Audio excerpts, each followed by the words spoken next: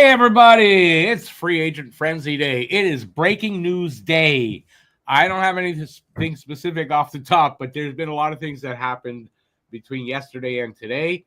I don't know what's left for us out there, but we're gonna let you know what's happening with the teams and who gets traded, who gets signed, all that stuff. We'll try to break down what has already happened, and then when something comes up, we'll talk about it.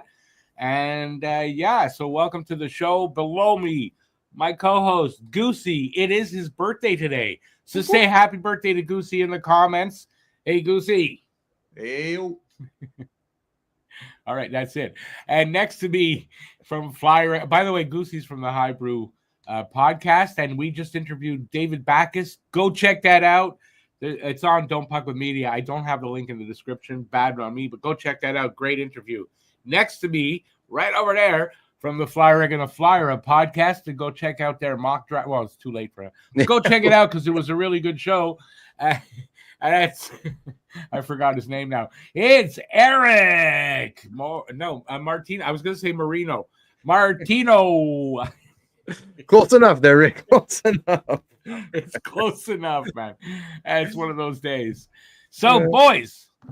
Are you more better versed in what's happened so far? Oh yeah, a little bit. I'm just really curious to see what the return for Victor Arvidsson's going to be, Cam. With the news that Carter Hart pending, the legal. I don't like that name on this, but okay, go ahead. It's rumored that pending the legal, proceedings, if he gets innocent, that there is a chance he goes to Edmonton. So, if I'm going to be honest with you, I'm not giving Edmonton much for Arvidsson. You sat him, maybe a pick, but I can't imagine much is going to go back for a guy like him. He's older, and we're going to be providing cap relief. So that's my anticipation. It might be a pick and maybe a very low-level prospect. Okay, so that means Victor Arvidsson has been traded to the Bruins, but you don't know what's going back? He's effectively been traded. Yes, it's pending more details. Okay, that's my understanding of the. Listen, a lot of that's going to happen today. And we're waiting for the details. That's going to happen. Yeah. What's he going to do for the Bruins? What's he going to do for the Bruins? Hopefully not suck. I don't know what you want out of that explanation. Well, I don't know much about him. Tell me something about the freaking guy. I know the name and everything. I've seen him play, but I can't remember much. What team coming from again? He is coming from Edmonton. All right, Edmonton. Oh, yeah, Arvidsson. I saw him obviously in the playoffs. Yeah, $4 million, one more season. It really, really wasn't a fit in Edmonton. It just really didn't work out for him. Yeah. So what's he, a bottom sixer or a middle sixer? He could be a middle sixer, I guess. I don't know. I've never really been super high on the guy. Just looking at his stats right now, he had 2 seasons ago, 22-23 season, he did put up 59 points. And the season before that, 49. Oh, that's not bad. He's got a couple, but he's just super inconsistent. That's the issue with Arvidsson. It's he'll put up good seasons and then he'll put up shit seasons. And but maybe how old is he? 32. 32? Oh. Well, he's not a big guy, 5'10", about 185. But he does play with a little jam for a small guy. It's just that I'm not giving up much for that then. No, honestly, I'm not giving up much for that either. And basically, like Cam said, also we're talking about Boston just helping out Edmonton right now.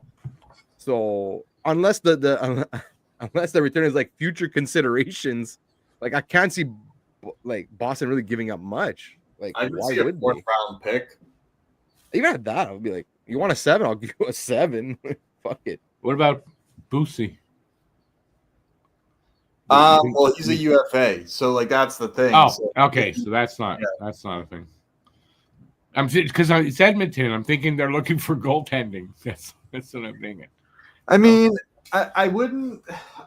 Maybe they take Korpisalo back. I don't know because, like I said last night, they could bury Pickard. God damn, I'm gonna keep doing that. You know what I mean? Pickard. So they need goaltending help, and there isn't really much out there in the way of goaltending. So, nope. Especially now Jake Allen resigned. So yeah, exactly. So and so it's say hi to Phil. Hey, Phil. Happy Canada Day to all Canadians.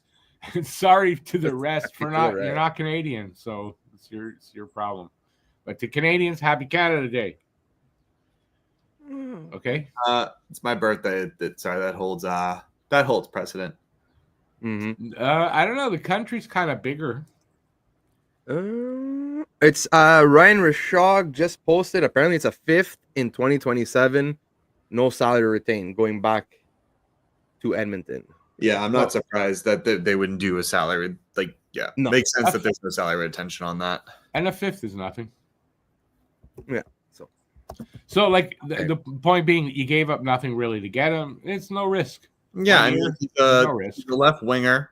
We needed that. Sorry, go ahead. I didn't mean to interrupt.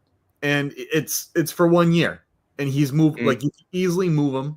Yeah, exactly. And if you don't, he has a no move clause, so he would have to wait. Okay, and if you don't, and he walks at the end of the year, you gave up a 5th round pick. That's really nothing. And what if the guy hits a 60-point season? So it's worth the risk. It's worth the risk. Oh yeah, 100%. Yeah. I think his size will play well, in terms of what he can bring. Maybe they slot him in the third line, but he's definitely a middle sixer. I don't that third line is very up. I think Marat Husnudinov definitely plays the fourth line. I'm looking at your fourth line being Husnudinov, Beecher, and Kostelic. That's probably going to be the Bruins, fourth line. And then the third line, some combination of, Arvidsson, maybe Poitras, Lysell, Minton, one of those combinations, whatever you see fit. It's now going to hinge on who's going to be that second line right wing. But not quick question, Cam, because I'm looking at their cap situation now with bringing in Arvidsson, that's eating up another $4 million. So now they'll be left with 4.7. You think does that take Boston, let's say, out of like a Brock Besser or Nikolai Ehlers sweepstakes? What do you think? Well, Cam hopes not Besser. No, they actually have 8.7 in cap. That's including the Arvidsson contract. And what was Besser's last contract? Because he makes money. What was that, Rick? What was Besser's last contract? He makes a good 6.5. Yeah, so he's might have enough. 8.7 might be enough. Yeah, I mean, I think it probably takes us out of the Ehlers race because he's going to get probably $9 million. He'll probably get overpaid to $9 million. Besser, you're looking more between 8 to 8.5. Maybe a little less. Maybe. It depends on the team and how much he really likes it. Columbus might put in the bid for Besser because they do need wingers. They're probably putting in bids on Ehlers. Any team looking for a winger right now will definitely put in that bid. What was that? It was a notification. Just ignore that. Okay. That was freaking loud. Hey, Charles! Charles in the Bahamas. Welcome to the show, buddy. Always good to see you. In the Bahamas. And I don't think Charles is the biggest hockey fan, but he's been pretty loyal. I do a live stream. Most live streams, Charles drops by, say hi, which is awesome. What's the weather like down there, buddy? Okay, keep going. Oh, I since you stopped, for all the Habs fans, Noah Dobson. Well, actually, you see it there, right? So, no, I just put it. Noah Dobson is because I see it on the bottom. Noah Dobson is wearing number 53. Number 53, the last Hab to wear number 53 was the great Victor Mete. Is right. Awesome. Flyers legend, Victor Mete, too. Yeah, right. So Dobson is wearing that same ring number. He's going to be a lot better than Mete was. I can guarantee you that. Here we got Logan Stankhoven signs an 8-year contract extension, $6 million AAV with Carolina. Good signing. I didn't expect he would not. right? I mean, he was like a definite thing. He's signing with Carolina because with the trade and everything, we're like, unless they're that stupid to trade for Rantanen, have to trade him again, get this kid and lose this kid. Although he's an RFA, I guess, right? Anyway, or lose him to an offer sheet or something. No, that was a great signing by Carolina. That's they made the best of a screw up. They made the best. Sorry if I talked over someone. Logan Mailloux has been moved to the St. Louis Blues. No Kyrou involvement. And I'm doing this, and I need to. Okay, what's the rest of it? Nothing. Who we getting back? The only detail I got: Logan Mailloux has been moved to the St. Louis Blues. Oh, I'm sorry. In return for Zach Bolduc. Zachary Bolduc. Wait a second. I remember that guy. That guy, when he was drafted that year, I thought this is a big, tough defenseman coming back as well. And that's it. It's a 1-for-1. Yeah, from what it looks like, it's 1-for-1. That doesn't make a lot of sense to me, to be very honest. Well, like if the Canadians want to add a little bit more size and snarl to the back end, because now with Dobson, with Hudson, they got like your two primary puck movers and offensive D. It's for the snarl. It's exactly what it's for, because that's the one thing and they wrote about it, that they realized that they needed to get tougher and meaner. And maybe that's what this guy is.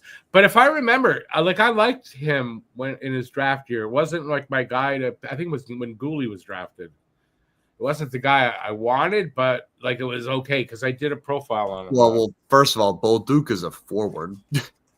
Yeah, that's what actually I thought. Honestly, that's what I thought. No, Bolduc is a 6-foot, 187-pound forward. He's a right wing 3 on the St. Louis Blues depth chart. Yeah. But he plays a tough game, a very physical player, if I'm right. I can't speak to that, but you guys seem to be filling out your third line. So yeah, that's probably what that is, or fourth line, but bottom 6. He's a bottom 6 guy. I get that. No, that's tough. This guy plays tough. Plays a physical game, hits and all that, and that's what they need. They do need a little more of that. Sorry for overriding you there, birthday boy. That's fine. I'm used to it, Rick. It's fine. Well, my name's not Alex. Or Matt. It's fine. I forgive you. You are forgiven. Thank you. Appreciate it. All right, let's take a look at some of the comments coming in. No. Well, we did see Jake Allen resign. Not a surprise at all. So he's getting 1.8 for 5 years. Yeah, that's because I heard he was asking for 5, but that's the right number at his age. And that's the right number for him. And also, you have to look at the term, right? He got 5 years at 34. A little bit long, but you can give him 5 years at 1.8. Yeah. It doesn't really hurt that much, And if you have to move him, it's 1.8. It's not that bad. No. Plus, they were saying that he wanted to stay on the East Coast. So, like, going somewhere like Edmonton just wouldn't have made much sense for him. But now, like, your top goalie is coming off the market, right? Because your UFA goalies. Yep. Man, there's no one left. There's just a bunch of kind of backups or, like, low-end starters, I guess, if you want to consider what's his face, Samsonov or Vitek Vanacek, like very low end. Yeah, very, very low end. Yeah. Plus, also, like, if the rumors are true that Lyon is going to Buffalo, you're like, oh fuck, man, what's left? There's not much. Yeah, if you're looking for a goalie. Why do they want Alex Lyon? They have Ukko-Pekka Ukko-Pekka, longest last name freaking ever. Usa-Pekka Luukkonen. It's Ukko-Pekka Luukkonen. And that's how he says I love it. I want it on the part so bad. It's Ukko-Pekka, longest last name ever. Like, it's not like really. What I said was not true. Like, it's still like, Well, I don't. Is it Pekka Luukkonen or Ukko-Pekka is his first name? I think Usa is his first name. It's Ukka, isn't Pekka Luukkonen is his last name. Yeah, that's a crazy last name. Last name ever. That is a crazy last name. This I saw yesterday, and I don't know how to pronounce this freaking guy's name. Faravari. Yeah, signed a 7 year at $6 million. Wow, I'm a little surprised it's the number. I didn't see him as being a player like that, but with the cap going up, I think we're going to say that a lot with some players. They go, "Geez, I'm surprised," but it's the cap going up, and they can, it's going to shift everybody's salaries up a little bit. Oh yeah, no, these D-men, like if you're looking at like even like what Provorov signed for, even Kevin Ball in Calgary, like Romanov, like these Did Romanov sign? Really, huh? Romanov signed? Yeah, Romanov signed 8 years, 6.25. Yeah, I'm not surprised. Good for. I like that kid. He's a good kid. No, good defenseman, but like you're seeing, it's like a trend now. Like all these D-men are signed for crazy money. Yeah. Well, listen, Romanov's good defenseman. Plus, he's physical, man. He'll destroy a guy out of nowhere. Just boom, and the guy's flying. So I like that about him. We had him here for 2 years. So. Yeah. It was a trade. Oh yeah. I got to take. Yes, I think most Habs fans are happy that Primo is gone. Where did he go to? I can't remember now. Carolina. Like, why? Another one that didn't make sense to me. Why would Carolina, like, maybe they needed him for their farm team, right? Maybe there's going to be a call up or something, and he's going to, like, it's got to be AHL. Well, I don't know why, but Carolina does not believe in paying goalies or like something. I don't know, like. I guess they don't find. You could just find like an average goalie and like be okay with it, I guess. But like, because look, they've had. I don't know if he's average. Freddie Anderson for a while, and like Peter Tkachuk is a good young goalie, but now there's rumors that like they want to trade him. Yeah, I don't think Primo's there to replace Tkachuk. Just to say, Charles is a Flyers fan. Look at that. Hey, there you go. That's Charles. If you came in a little late, but Eric up there, he's from the Flyer Gonna Flyer podcast on Don't Puck, so you might want to check that out if you're a Flyers fan. All right, let's see. Spencer. Another Flyers fan. He's listening while he's welding. Nice, and he's hoping Shabanov to Philly, but it wasn't. What is that with Shabanov and you guys? Explain that. Well, he's like like one of the better players in Russia, young, 24 years old, dynamic winger. He's small though. He's like 5'8" or 5'9", something like that. And it's just been long rumored that he's supposed to sign with the Flyers. So okay, but he hasn't signed. It's just that they're sort of connected. It's not official yet. It's been rumored for he's connected there. For a while. I get it. Sam Lafferty has been traded to the Chicago Blackhawks in favor of a 6th round pick. Yeah, that's about right. Okay, so since since one of these channels is a Habs channel, we're getting to what people are saying about Mayu. So Mayu traded to the Blues. We know Phil said he was for Zach Bolduc. What do you guys think of Zach Bolduc? You being out there, you have time to look up. I barely remember the kid, but I thought Bolduc went to Pittsburgh, but I guess I'm wrong on that, right? I don't know why I thought that, or LA. He's not a lefty. Okay, so look, JFed says Bolduc, a lefty, good numbers ahead of Mayu in development. So who are you guys talking about that he's a forward? What are you talking about? He is a forward. You sure you got the same Bolduc? Both of you, you sure you got the right Bolduc? He is a right wing, left wing on per Puckpedia. Yeah. Zach Bolduc is a right wing, left wing. Whoever is saying defense is wrong. All right, JFed, it seems like you got it wrong, my friend. That is a forward. I don't know why I was convinced he was a defenseman. Is Bolduc good enough for a second line center duty? No, he's a winger, and he's a winger anyway. We have 4 third line centers and Suzuki. Do we have 4? You may be right. You may be right because it looks like Kirby Dach's going to get another shot there in the last season of his contract. If you're willing, like if you're going to just fully give up on Dach, then I guess you're right. I'm not fully giving up on Dach. I'm not going to go saying, oh, Dach's going to be whatever, but I think he's going to get another chance. And let's see, he's a little older. If the injuries don't happen again, maybe it works out. So, if that does, then we have a second line center, but I think it's temporary with Dach anyway. Yeah, it looks like Charles will be checking you guys out. Flyer fan from Montreal. Well, guess what? So is Eric. Yo. Eric's a Flyers fan from Montreal. Say hi, guys. What's up? There's a lot of us here in Montreal, eh? Yeah, Flyers are a popular team here. Lindros is one of your favorite Flyers, not mine. But that's yeah, that was my era. When I was a kid. So now we're getting super happy for Zach Bolduc, 6'1", left center.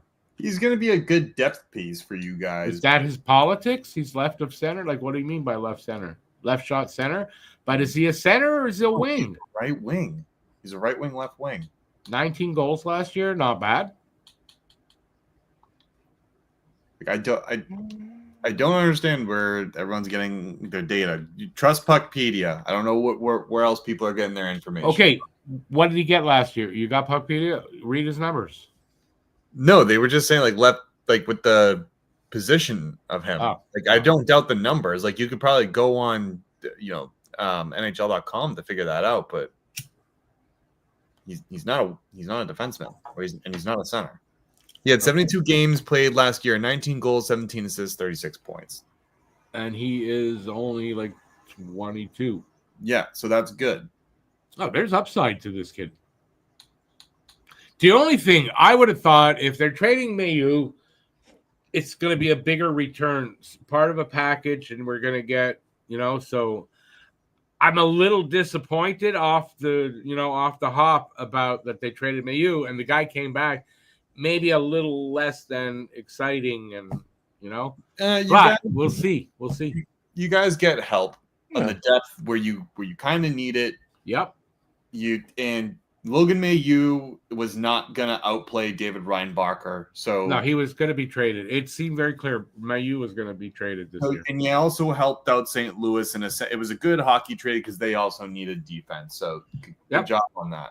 Yeah, or it seemed like you're right. That was a hockey trade, which you don't see very often anymore. Hockey trades, Well, all right. What time are we? Oh, we're about 7 minutes away from the official start of Free Agent Frenzy Day. So, they're still tied to their teams in 7 minutes. All the UFAs are free. Yep. I'm a little surprised Boston has not signed Brendan Bussey.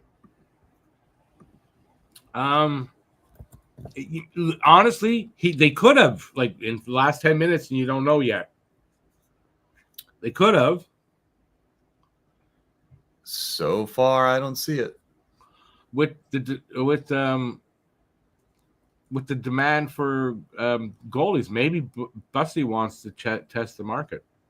Yeah, I mean, go ahead. We have DiPietro, we have Simon Zacic, so it's not like we don't have. And you can hang on to Korpisalo. I can be all set with that. Yeah, it's not bad. Listen, you're not Edmonton. It's a little less question marks there. I'm surprised. I think the only market where Korpisalo makes sense is going to be Edmonton. It's the only place that I think is in desperate need of a goaltender. Could be. I'm not sure. Off the top of my head, I can't think of another team like Edmonton that way. That's for sure. So Phil saying Bolduc has top six potential. I don't know. I don't know that sounds like he does. I would say more middle six, but yeah, middle six potential is different. Yeah, and I would say that. I wouldn't say top six because I can't see that guy being a first line player. we will see. So on Wikipedia, Phil says he's a left shooting center. So, well, listen, we'll find out once everything is said and done. We'll find out. It's because like a lot of the times with these guys, it's like they maybe came up in juniors or whatever, playing a certain position, but then you get to the NHL and it's like, well, he's clearly not a center, so like he's been moved to wing, you know? Yeah, exactly. And that happens a lot, you know? Yeah, exactly. So anyway, that's why sometimes you have to not I don't say like be careful where you're getting, but like just if like you see that he's mostly listed like on an NHL site as mostly a winger, not even a C next to his name, then most likely he's been playing wing. not a center. Not with that number at the dot, you're not a center. What are you guys talking about, Kyrou? No, Bolduc. This is Bolduc, 35.7 at the dot. Yeah. I mean, look at it. If you look at what's his face? Connor Bedard. His numbers aren't great in the dot, yet there he is. Listen, even Suzuki, Evans, and all that, a couple of years ago, their numbers weren't great, but they worked with Devo and the coaches, and now they're good face-off guys. All right, could definitely improve as a center. It's just that, like, my point more being is that, like Cam said over there on Puckpedia, there's not even a C next to his name. It's right wing, left wing. So this guy just plays forward position. He can play all forward positions. Probably, Blues but say he's the right wing. I'm just saying that I wouldn't assume he's a center. Well, I wouldn't be excited like, oh, we got our 2C maybe of the future. Like, no, that's not what happened there. No, I'm not. I wouldn't say that. So the but Blues Rick, you know what Canadian fans, you know they're fans. Oh yeah, I'm not saying that though. That's ridiculous. No, so the Blues say he's a right wing. Wiki says he's a center, and he says I see him as a left wing in other places. So he's a forward. That means he's capable to play all three forward positions. That's what I read into that. And that's fine. Do I see him being? He's not a second line center. The guy we're looking for though. He's depth on the wing right now. And maybe there's another move coming, and he's like they just started. So there has to be like now. Aren't you guys like super overloaded at wing now? But I'm telling you, I'm really thinking Line is going to get moved. Oh, very good possibility, yeah. Right, because you think about it, but they didn't bring in Kyrou. I thought if they're bringing in Kyrou, Line is getting moved. It's the only thing that made sense to me, but they didn't, so maybe he won't. Well, everything I was reading about Kyrou being traded was that, like, St. Louis, it's not that they were actively shopping Kyrou, it's just that they were taking calls and to see, but, like, the ask was apparently astronomical. So yeah. No, listen, Matt had texted me earlier in the day saying, get ready with Kyrou, make a thumb. I think it's going to happen. Yeah, and then you're reading this morning, it wasn't going to happen. He wasn't moving. So I don't know if he re-signed there, but they're not expecting him to go anywhere, Kyrou. I know I read something, I think yesterday, but like not about the Canadiens, but like maybe like a Byram for Parayko trade that might be happening with Buffalo, but I haven't really heard much since about that. So, yeah, Byram could get he's what, an RFA? Is that what it is with Byram? Is he a UFA already? I think he's not signed yet. Yeah, he can't. Is he a UFA already, Byram? No, he's not a UFA. He's an RFA. So he's an RFA. Yeah, so he could he could get an offer sheet. What do you guys think about that offer sheet? Do you think we're going to see something today or over the next few days? Honestly, today I don't think so, but like maybe in the next week. Well, it's not that it can't happen today. No. I mean, if you can offer a UFA contract, you could today get a guy to sign an offer sheet. Yeah, but usually you want to wait for because right now a lot of teams have cap, so like a bit like what St. Louis did last year is they just waited for Edmonton to make mistakes where they signed Arvidsson and Skinner, and now like, oh well, now you have no more money left. True, so that's a really good. Bounce. No, that's an excellent point, Eric. Excellent point. So you wait and then you pounce when you see. Yeah, you see who's gonna make a stupid decision today. Leave themselves vulnerable. You go after at that point. Yeah. What do you guys think? We'll see some offer sheets this offseason? I think you might see one or two. Yeah, I agree with that. I think the offer sheet is a tool that's going to get used more and more at going forward. It should. Look, it's there at the GM's disposal to use.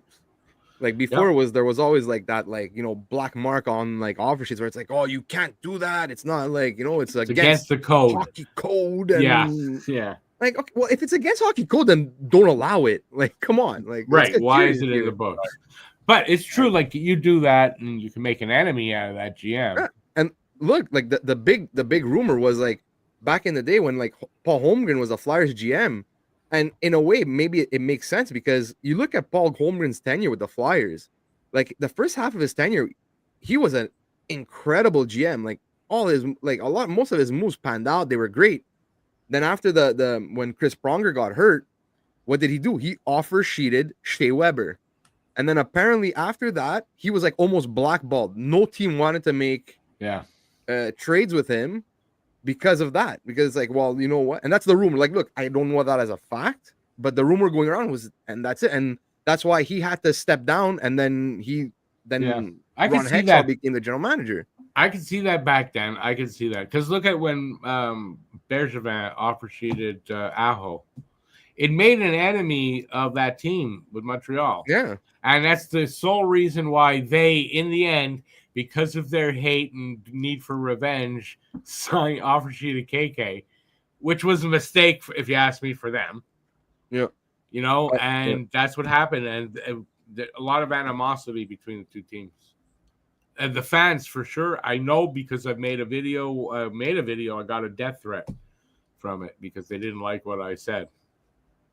So, my only death threat. Like, I think now you're gonna start seeing it a little bit more and more, just because like the old guard is slowly like being phased out, and now you're having a lot of younger GMs come in, a lot more like, and like maybe they don't subscribe to like the rules of the past. Right. It's like no, they probably don't. Like, no, if I could do it, I'm gonna do it. It's like, a tool. It's a tool. Yeah. If I want to win, if I got to kick your teeth in, I'm gonna do that to win. Hey, basically what David Back has said, that's the attitude, right? He's gonna do whatever he's got to do to win the battle. That was his attitude. As a GM, if you're not doing everything, you're not using every tool disposable to you to make your team better, then what are we like? Why are you the GM then? Yeah, no, it is true. And I think the distaste of the offer sheet is coming down. Like it's becoming more an acceptable thing to do. I think from like a fan's point of view and outsiders look in. It's just, God. If that's how you have to get a player, that's how you have to get a player. Well, I don't know if this is true, but it looks like the Flyers signed Noah Jolson to a 1-year contract. Wow. $900K. You know what? I was always a Noah Jolson fan when he was with Montreal. But it's depth. I mean, I don't know. The injuries he had, no. He's not what he... He's not recovered. He'll never recover from that. Hey, what did he have? Like, it was 2 knees in a row or something? I'm trying to remember exactly what it was, and I can't. Anybody out there, if you remember, let us know. And then he was done. Like, his career was finished. Well, not finished, because he's still playing. He's still a decent depth defenseman. I think he was in Vancouver last year. I remember he was somewhere. I can't remember where. He was like solid depth guy. Yeah, but I mean that's what you're getting from you. Yeah, a little depth for your defense, which isn't a bad thing to have. No, you need at least one. But he's 29. He's still. Yeah, he's not too old, but he's not going to be what we thought he was going to be. No, that's not going to happen. All right, let's see. Oh, I'm looking at my banners and was going to read them. Like that'll work. Nope, not there. I got to go here. By the way, if you're out there and listening, and you got something to say, let's talk about all these players. It's not just the Habs that made a deal. There's other there's other players that moved from other teams. What do you guys got? I don't know. Let's see. So Canucks resigned Thatcher Demko, I guess yesterday or early this morning, which I think is a bit of a risk. I didn't catch the money. Oh yeah, that one's risk as people think. Yeah, it is a bit of a risk. Like, I don't mind the term, the 3 years. That was smart on Vancouver's part. Yeah, the $6 million seems like a lot for a guy that at any time he could not be able to play for like a while. No, he got 8.5. Not that's 6. Crazy. To me, that's insane. But that's what he's worth if he's healthy. Yes, and actually, he might even be worth a bit more than that if he was 100% healthy. But is he, like, maybe he's healthy, like something happened, but I know his injury was in the part of the knee where they can't operate. Oh. So, like, he can get better, but he can also relapse again. You don't know. So I'm surprised at $8.5 million. That's why for me, the 3-year term tells me that they're not 100% sold on his health. No, but still a lot of money at 8.5 for those 3 years, in my opinion. Give him 7. 100%. Plus, you have Lankinen that you just re-signed last year. If I'm not mistaken, he's at 4.5. That's fine for Lankinen. Yeah, fine for Lankinen. But now you're gonna have like over 12 million. Yeah, it becomes a little bit. I'm surprised. Like, not this year because Demko's still playing on his old contract this year. This is an extension. Yeah. So like this year they'll have 9.5 between him and Lankinen, and then after that you have like 13 million because Lankinen's at 4.5, Demko 8.5. So you're looking at 13 million for 2 goalies in the future. Ugh. Yeah, we know what that's like here in Montreal. That's rough. Too much. It's just too much. And honestly, for me now, what's Arthur Shilov's future like? Because he's not waiver exempt anymore, so they have to keep him on the big club, or else they have to waive him. So where was he at the end of last season? If he was down there, then can't he stay down there, and he does not? He has to be waived to bring him up. Or he was in the AHL last year, but I think even though they're gonna have to waive him after training, like before the beginning of the season, because I think he has to re-go through waivers. Yeah, Primo had that last year, so yeah. So that I'm because I look, he literally just won like the whatever the equivalent of the MVP for the playoffs for the Conn Smythe of the AHL. He right just won that. Yeah. So like, I'm sure there's a team that would gladly pick him up off waivers if they waive him. Yeah, that was listen to Primo last year.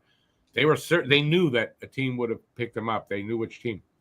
If that's the case, Shilovs would get picked up if they waived him. That's why this one, like, in a way, kind of surprised me because I'm like, okay, well, what the hell are you gonna do now?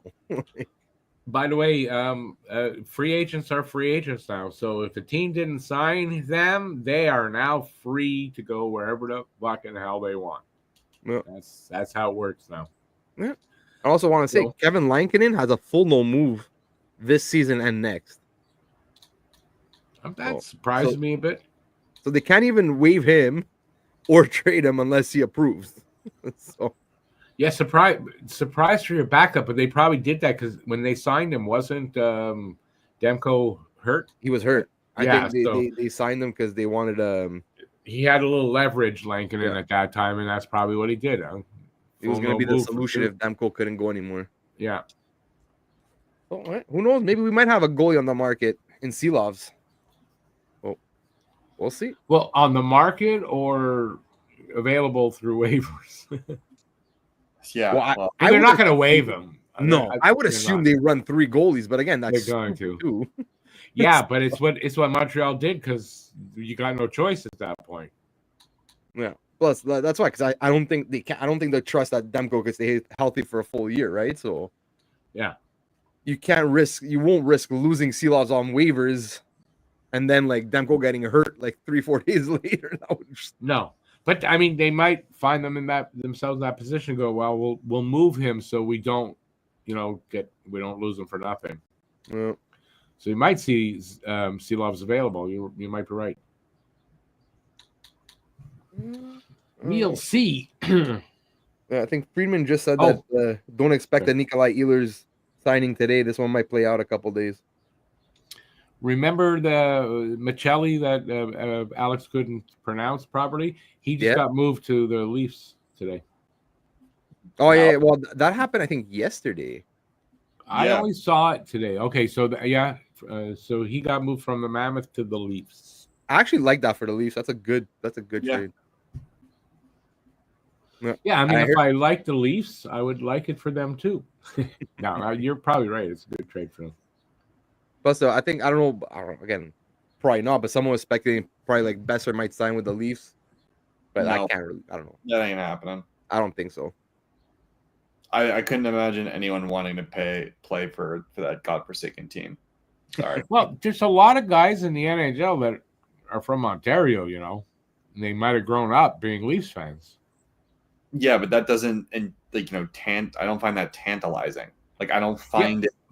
It's different by the individual. You don't find it doesn't mean another guy's not. It feels the same way. I mean, being what Mitch Marner reportedly went through, like that's rough. Like I don't know how people get ecstatic about that. I don't disagree with you, but I still say there are guys out there that grew up Leafs fans that would probably go. I'm sure some of them are good. I would never. Such a nightmare to think of pulling a Leafs jersey over your head. Oh my God, it scares the shit out of me. Yeah, it's like me with Pittsburgh. Never. Exactly right. There's that team. Oh, I don't care what. And no hat. No. I wouldn't put a wrist. One of those sport bands there on whatever to soak up your sweat. I wouldn't if it had a Maple Leaf on it. No, it goes in the fucking garbage, man. Like we're having like years ago or long I was having a conversation with some. I think it was one of my cousins or whatever. And we're talking about like because like I'm such a diehard Flyers fan that like I have such a hard time wearing anybody else's jersey. Like I can't. Like it's hard for me. Yeah. So it's like, well, what if like let's say your son gets drafted, but like clear not by Philadelphia, like would you wear like his jersey? Well, of course, that's different. I'm like, yeah, I probably would, but I would have to have like obviously his name on the back. But yeah, but I'm like, well, what if it's Pittsburgh? But listen, it happens. Guys get drafted, and then their father didn't like that team. But you turn around and you look at Ty Domi and Max Domi when he was here. Ty Domi became a fan of the Habs because his son was here. I can see that, No, for no other reason though. If it's Pittsburgh, like if you would ever get drafted by Pittsburgh, I would say no. You automatically ask for a trade. You get up to the podium, you say, "Can I please be traded?" You call. I can see you calling me. Hi, this is Eric. Yeah, I don't know what your son's. Yeah, I'm his dad. Can you trade him, please? Please. I don't like you, and I want him to go. Like I can see. Nothing personal, but Hey, dude, your dad just called. Your mom and dad just called. They don't want you here. But I mean, that situation has to have happened many times over the years, sure. right? I'm sure. Yeah. But I'm sure there is probably like one dad out there who's like, nope, I'm sorry, son, but like I am not wearing that jersey. Yeah, like, I think I would call him an asshole if that's the case. Your son, you wouldn't wear his jersey no matter what team. I would. Listen, honestly, if my kids, they're too old now, but one of them got drafted to the Leafs, of course I'd turn. Of course I would. But that's the only reason. And now that it's gone. Shit. What? You're so full of it. How do you know? Oh, please. If my kid or my grandkid was a Maple Leaf, you think I wouldn't support him? Why were you kidding me? I'm not an asshole. You'd be an asshole not to. Sorry. It's your kid. Of course you're going to make a change. It's looking like the Flyers just signed Christian Dvorak. Oh, that's a good signing for you, That's though. An all right signing. I mean, he's not going to be in he's fourth or third line center, but he's great at the dot. 1 year deal, 5.4. 5.4. He really earned. he really earned him. Like the second half of the season, he played really good, and it's crazy because he was projected to be maybe 2.4 as a UFA. He got double that, more than that. That's crazy. Yeah.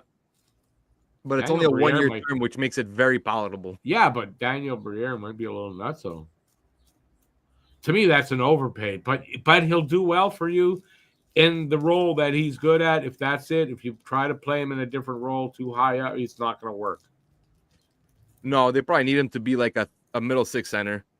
I saw something. I don't know. Maybe it was Spittin' Chicklets, and someone on there said Devo for Philly makes a lot of sense. He thinks that's what's going to happen, and there you go. Well, I think this is because it's like with Jet Luchenko, I don't think they want to rush him into the NHL. Absolutely. So the 1 year, that's why I think this deal is perfect. Yeah. Like again, AAV is a little high, but I guess if you wanted him to accept a 1-year contract, True. that's what you had to do. True. So that's why the money isn't bothering me as much. True. But yeah, this gives Luchenko 1 more year to develop. So as you long don't as have you to got force him. Yeah, no, I agree with that. And as long as you got the cap, it's 1 year. It's not a big risk. Yeah, exactly. For anybody. What's good also is at the end of the year, like let's say the Flyers aren't in a playoff spot or whatever, you can move it. You retain half and you move that contract because there'll be a team in the playoffs that needs the face-off guy. Yeah, so you know I don't like again, like I said, AAV a little high, but for the 1 year term, I get it. Yeah, 1 year is no risk for almost anybody unless it's like 20 million. But you know what I mean. A 1 year contract, as long as you got the cap and it's not stretching you, then. And like I said, I didn't want Montreal to sign Devo because we're not at a place where really we need him here anymore. But for you guys, I think it makes a lot of sense. Yeah, I don't know. I like it. That's fine. Well, I don't love it, but like it's fine. Yeah, okay, but it's one of those things like exactly like I don't love it, but it's not horrible. It's serviceable. Yeah. Ralph North says that's crazy. It is a bit, but we just explained why. I think that makes a lot of sense. I'm sure Devo's really happy for that, and he's banking on himself. He's getting older anyway, and I don't think he's ever made that kind of money. He came close. It's actually a raise by about $1 million on what he made here. So not all that weird, I guess. So as we thought, a bit of a quiet day because most of the big names went already. Yeah, I'm not surprised. But it really wasn't a big UFA year anyway. So True. Can you really say you're that shocked? No, not at all. And Eric, they're just showing. So Vancouver was where Juleson came from. Yeah, that's what I thought. Yeah, he played for Vancouver last year, Juleson. Yeah. So I was hoping for more. It's early yet. We're 18 minutes into this bitch? Like yeah, that's when all the big names usually a bunch of them go, but they already went, so it's too late. I was say, just remember, dude, there's only like so few that are actually here. You know what I mean? Like yeah, no, I know that. So I saw that Preds got Nick Hague. Yeah, you are so behind on this shit. Dude. I'm reading the Chiron on fucking Sportsnet. It's not me. I'm reading what they're putting up now. They're going over everything, and I hadn't seen that one, so I'm just mentioning it. Sorry. Holy cow! I'm gonna go in my corner now and cry. Okay. Good. Go cry. Cry for me, Rick. For you, be crying for me. I love criers.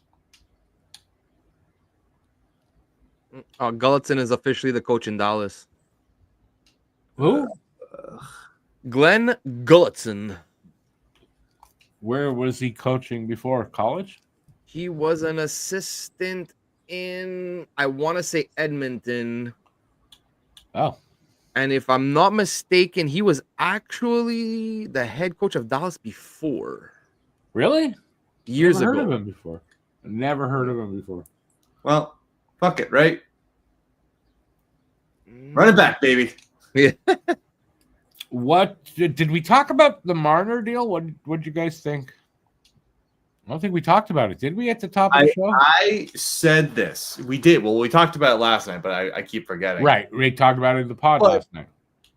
Bro, like I said this so many times, and to hell with anyone that ever thought Marner was going to get more than Mikko Rantanen.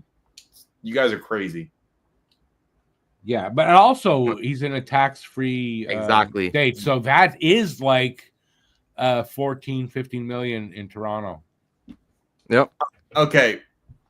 We can't scale that necessarily, so I don't know. You can scale that. You actually can, but it is like that. But you're right. I don't disagree with you what you're saying, that he wasn't going to get that kind of money anywhere else. So he went to a no-tax state where it's the same. Yeah. Well, did you guys see that the NHL is looking at ways to figure that out? Like, okay, but till they do, he's got a couple of at least good seasons. Yeah, it's kind of.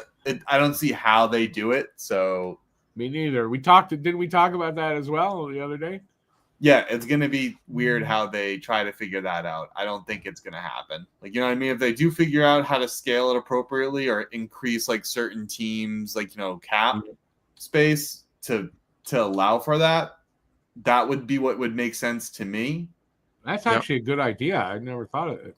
I don't think you mentioned it yet. That's actually a good idea. Yeah, like increase your cap. For the teams that are in heavily taxed states, they get a higher cap. Yeah. To even like if you want parity by having a cap and you want teams to be able to compete and be even, then that kind of makes sense to me that you even that out, because it is definitely, if you ask NHL players, they'll tell you a no tax state team has a better chance to get a player when they are playing well, and you figure you can win there, you're getting that player ahead of another team because the money is significantly different. So they need to do something to even it out. Yeah, I don't know what they're gonna do, but they have to figure something out. But even Gary Bettman said it, like I think right during the playoffs when he was asked about it, and he said it's not an issue. So I don't think that if they feel it's not an issue, then they're going to do nothing about it. I think they're lying about it to cover them, but I think they're wrong. I mean, I think they're blowing smoke out of their ass and just kind of like protecting themselves in that sense. Yeah, which is what they always do. Would that you know, like, you know, the way that Gary Bettman loves closing loopholes and everything, and so like I'm sure if he really thought that this was an issue, it would have been addressed in the CBA. So unless they just really don't know how to how to fix it. So Cam, you gotta write to them with your idea. I don't want to write to them. I don't like them. I am myself not a Gary Bettman fan. Who is? If you tell me you're a Gary Bettman fan, I'm going to say, what's wrong with you? There got to be something wrong with you if you're a Gary Bettman fan. I mean, the proof is there at the draft. Everyone boos.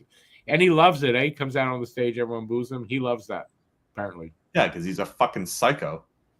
That's what happens, right? When you're a vampire, you know, you expect to be booed. He's a what? What? Stop that. He's not a vampire. He does look like if he smiles too much, you're going to see the teeth, the fangs. No? He does to me. But that's me. Fucking Bettman. You fucking vampire. What do we got? 2 more seasons, right? That's it. He's retiring in 2 seasons. Oh, God, Supposedly. I don't know. The way he talked about it, I think he will. I mean, he's old as fuck. And this is coming from a guy who's old as fuck. He's way older than me. This is coming from a guy who's also old as fuck. Yeah. Hey, we tell the truth here. Do we? We try. We don't purposely lie to people. I'm full of my own shit. Well, if you are, then that's your problem. I don't lie here. I try not to. And if I do, it's not on purpose. It's because I read something wrong, and that's it. My promise to you out there. Hey, listen. Give me a second here. If you're enjoying the show and all that good stuff, hey, I gotta find this. Consider doing this here. I'll do the Habs one. Talking Habs. Hit that subscribe button if you haven't already, and hit that like button if you're enjoying the show. And leave some comments and tell us what you're thinking about what's going on in on Free Agent Frenzy Day. And let's do that. Well, Carolina just signed a UFA, a goalie out of the KHL, so I'm assuming that might explain also the Kochekov rumors. Yeah, I'm still surprised. I mean, maybe Anderson has a no move clause though. They just seem to love Freddie Anderson. They just keep on giving him extensions. Well, I'm going to tell you, he does put up good numbers. When healthy, Freddie Anderson is a very good goalie. Yeah. But again, when healthy. When healthy at this point in his career. What's healthy? When he's able to play hockey. Yeah. That's fair. He's actually in a lineup and not gone for months. Yeah. To me, that's healthy. Oh, fuck. It was actually funny. I was listening to something the other day, and they were arguing because, like again, goalies with injuries and whatever, and it's like he was talking about like how this person wouldn't trade for John Gibson because after John Gibson got traded, I wouldn't have traded for John Gibson, too much injury history, and then goes on saying about how but he would trade for Thatcher Demko. So maybe there's some news on Demko that there's his rehab is working, and maybe there's something like that. I didn't hear anything, so I don't know. Maybe, but I just found that funny. Like talking about goalie injuries, I just found that conversation. It is. Funny. I'm like, it is because Demko's injury is worrying because you never know when, and then he could be out for a long time when he's hurt it. That's the thing with Demko is when he's hurt, he's gone for a long time. Yeah, and they can't operate and they can't do anything but rehab, like physical therapy rehab. That's it, because they can't operate on that muscle that he's screwed up. Which is, I think, a lot like Carey Price. What happened with Carey Price? It's very similar to what Demko has. So giving him 8.5, it's like, okay, who's the GM over there? Botterill. Not a surprise all of a sudden. Not a surprise all of a sudden. Well, I'll say this though, at the same time, I think he was also caught between a rock and a hard place. Because true, no goalies. Honestly, me personally, I think I would have just said, okay, buddy, you have 1 year left, and we'll see how it goes. We have Sheilov again. We have Seilovs. We signed Lankinen, so yeah. But I think they were trying to gauge the market on Demko trade wise, and nobody was biting. And I get it, understandably so. Okay, but you're giving him 8.5. But that's why, I guess, okay, well, it's I can't trade him. Do I sign him? And it's that's why, I said, with the 3-year term, it's a little bit more palatable. But still, I think I wouldn't have signed him until at least December. I would have waited too. I honestly, or if I would have signed him, maybe at the same salary, a slight increase, maybe. But 8.5, even for 3 years, I think that's way too much with the risk of his injury. But that's me. Yeah. All right. Somebody said, Flyers fan here said, you got your guys' explanation makes it a little more palatable. Did not look at it that way for something the Flyers did, I imagine. I don't know what he's talking about exactly. I think he's talking about Dvorak. Okay. Won't lie, maybe it's being a Flyers fan, but I got a bad feeling about Shabunov and him not choosing the Flyers. Yeah, I was reading something today that apparently there's a team that was in on him a while ago that came back into the mix, so we'll see. His price went up. But this is going to be it's because he has to sign a rookie contract, but it's just, I guess it comes down to bonuses, right? It's whoever gets to give him the most bonuses. That's true, right? He does have to sign a rookie contract. Are the Habs looking for a backup goalie? Phil, I don't know the answer to that. I don't know if you can read anything in particular into the Primo being moved because that doesn't shock me. And they did draft a couple of goalies this year. They drafted like every year. So maybe there's somebody we're not thinking of that's going to be moved up and into Laval. Or they have Laval a deal. right now has Dobesh and Fowler, no? Well, Dobesh is in Montreal. Fowler is not ready yet. Fowler will be down there. So it's basically Fowler. Well, so then Dobesh would be your backup unless they Dobesh is the backup. No, Dobesh is the backup to Monty, yes. But is he still waiver exempt? Can he go back down to Laval? I don't know the answer to that, to be honest. Let me check. I can't answer that. Blues traded a brewing core player. What does that mean? And fans should be a Blues core player in Bolduc. He's a core player. I don't know about that. Oh, Elliot Freeman is reporting that Besser is staying in Vancouver, 7.25 by 7. Ah, that makes Cam. Fuck up. That's what I just saw right here. That make you happy? You're not getting him. 7.25? I would have offered him that. I would have offered him 7.5. Fuck. Just want to confirm that on here. Oh, I hate him. I hate everybody. Well, I thought you didn't want Besser. Now I want death. But you didn't want Besser. What do you mean I didn't want Besser? You said, I hope they don't sign Besser. That's not true. I wanted Besser. Okay, did I heard different words coming out of your mouth? I'm demented, which is a possibility. Yeah, yeah. Don't fucking agree with that, butts. Yeah, I don't know what you want out of me for that one, buddy. I want compliments. Compliments, not hard. Yep. Yeah, Rick. Here's a compliment. Grow the fuck up. Yeah, Rick. Dobesh is waiver exempt, so they could technically send him down if they still want him to develop and have like a tandem of him and Fowler in which Laval. Is good because if Fowler surprises at some point, then you can make that switch, and I like that. I didn't know that, and I like that. Like, there's a lot of backup quality goalies available in free agency. So yeah, I don't think we need it, though. I don't think we need it here. But I think Laval now needs a goalie, so they're going to have to get somebody to play with Fowler down there. No, but that's it. That's what I'm saying is that they could send Dobesh to Laval and have the two kids develop there. I think they're pretty good at with having Dobesh as the backup, personally. Yeah, okay. But I think so, but maybe I'm wrong. I don't know what they know.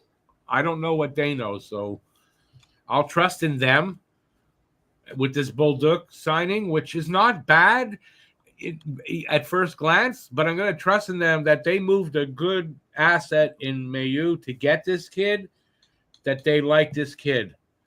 And when they like somebody and bring him in, it's been good, so I'm happy. And I say this all the time, actually. A lot of times the guys they go after and get, not on the radar. We don't talk about them. We talk about other players, and it's usually not who we're talking about that they go and find. So I'm hoping for the best with this Bolduc kid. I do remember when he was drafted, I liked him, but I think I remember he's a little on the small side, but he was physical. I said that when I heard his name. Yeah, something that we need here. We need to get tougher. No, we can't be pushed around anymore. It's time for Montreal to do the goddamn pushing. That's what she said last night, but hey. Wow, that was insane. Well, that describes me pretty good, Cam. I appreciate that. The Douglas Hospital, they're on the way. Time for the rubber room. Spinel.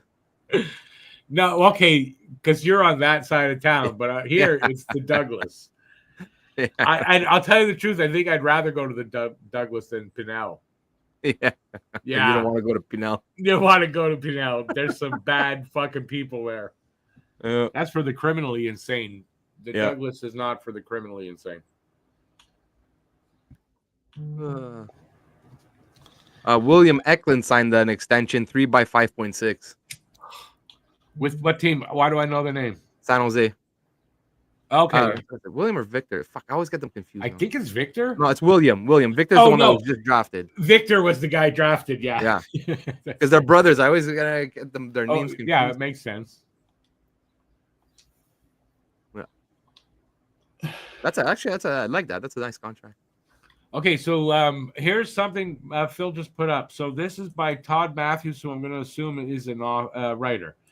He says the St. Louis Blues just traded away Zachary Bolduc for Logan Mailloux, and fans should be throwing their arms up in fury with Doug Armstrong's logic.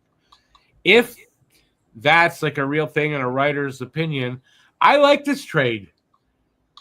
You're getting a guy that the fans are unhappy you move. That's usually pretty good. This has the potential to be a pretty deep. Look, at the end of the day, I don't think Mailloux was ever going to be like a top pairing defenseman, but he's definitely a second pair defenseman.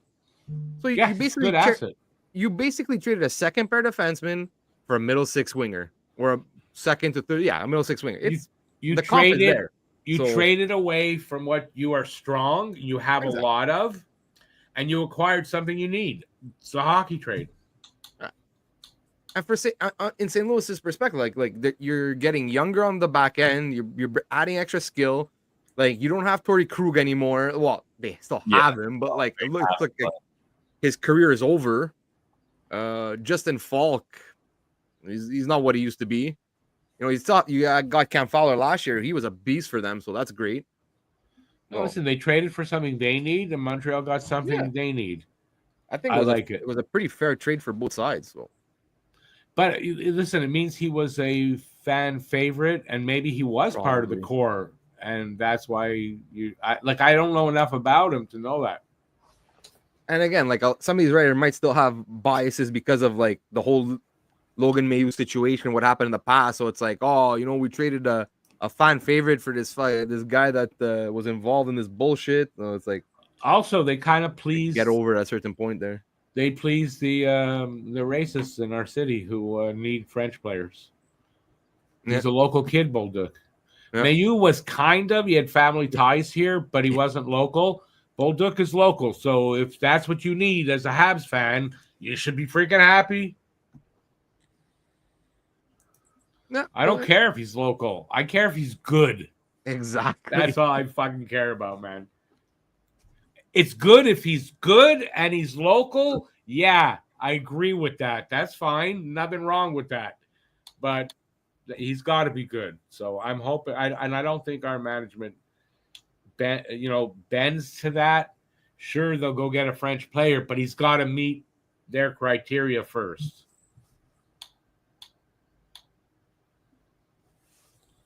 Yeah. My opinion.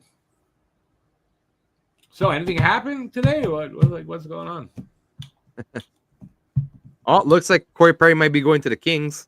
To the Kings? Kings are in the finals next year. Kings are in the final. That's it. We did it. Now, wouldn't that be crazy if that's what happens? Yeah. That's crazy. If Corey Perry goes to the finals again. That's crazy. Then loses again. Yeah, that's even crazier. But if he goes to the finals again after changing to another team like that, there's something to it, man. Yeah. What's going on? Let's see.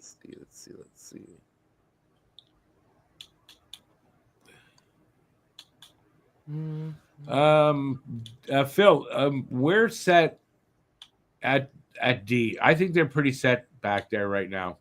So, and listen, if they weren't set, they wouldn't have moved Mailloux.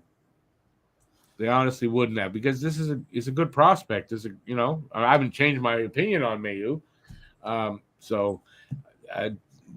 We're pretty. Our D is pretty good. They made a big improvement when they got Dobson. That really changed the whole structure of that D. So I do expect I wouldn't be surprised if Matheson's moved today.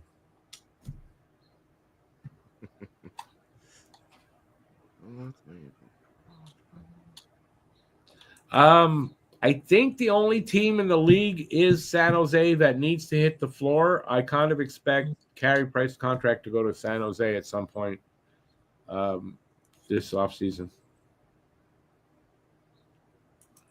Corey Perry brings his jinx with him. That's what we're going to find out. If LA makes the goddamn finals and they lose, that's the Corey Perry jinx. There's no doubt in my mind at that point.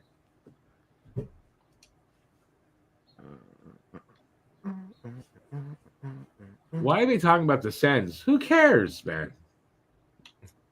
Well, Alex does because Giroux's there. I think the Sens are in trouble, man. Like, they're always going to be up and down, in my opinion. Another one of those teams.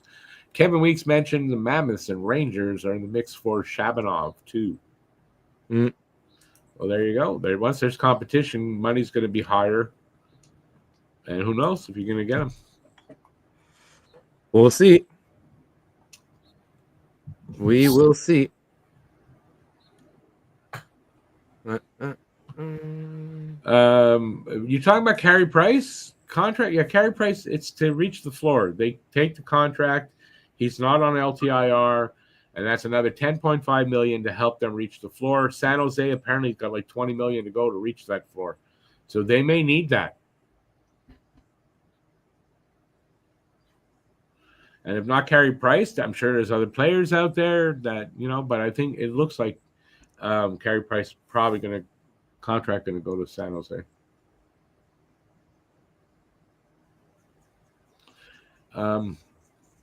Carey Price, what it would cost San Jose? I think something like $1 million if they take the contract, and they get $10.5 million to hit the floor.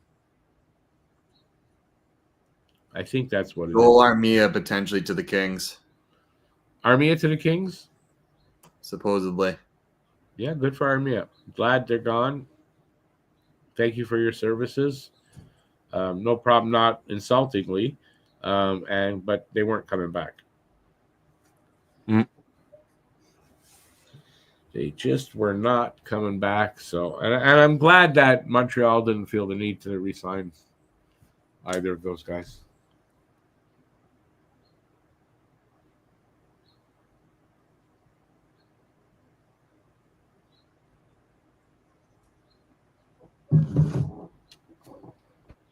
Phil, I'm not sure what you're talking about here. Price is his entire contract is paid by insurance. So maybe a GM that has the space and doesn't need to be competitive can grab it to make some actual money. How do they make money? Oh, the Flyers just signed Vladar. That's a good signing. 2 by 3.35. I really like Dan Vladar. Yeah. Honestly. Listen, for a backup, you need goaltending help. Bad. Yeah. As a tandem with Urson, or just to be like a backup that plays like a little more than like 25 to 30. Yeah, I really like this signing.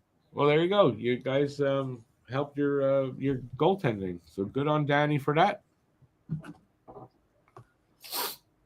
Fuck Danny. Yeah. He's cooking. Just watch. He's going to trade for Connor McDavid by offering them a freaking a pencil and a box of tissues.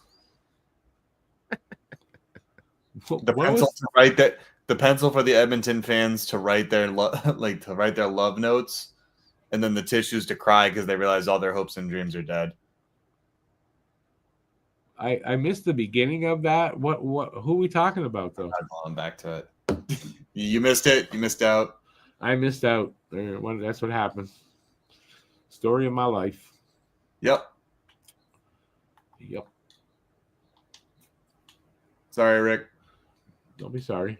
Anyway, we are getting to be, 2 hours and 15 minutes away from the end of free. It finishes at 3, right? I mean, it never really ends. Well, it never really ends. No. Wait a second. What was I thinking? That's the trade deadline I'm thinking of. You're right. Sorry. Yeah, that's right. There's no. For Rick, it ends. I don't know about anybody else. It ends. The end. It ends at 3:00. That's it. This is the end, my friend. Islanders re-sign Tony DeAngelo and make a mistake. Yeah, that was pretty fucking bad. I'm not gonna Whatever. Little cap hit. Problem in the room. Yeah, everyone fucking knows that though.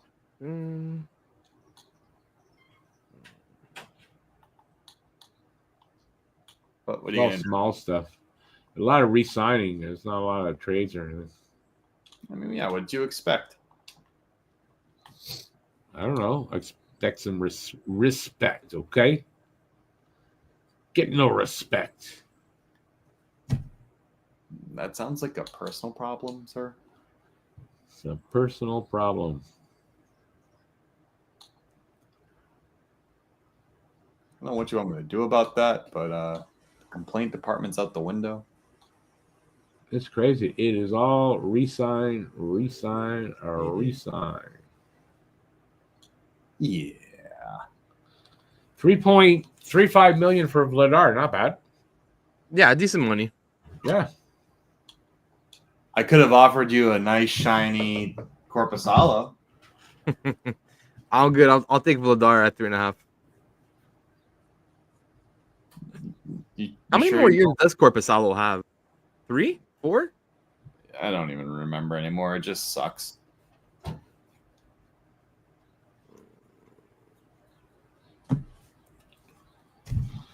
Okay, where are the big moves? Come on, people. Sign those players up.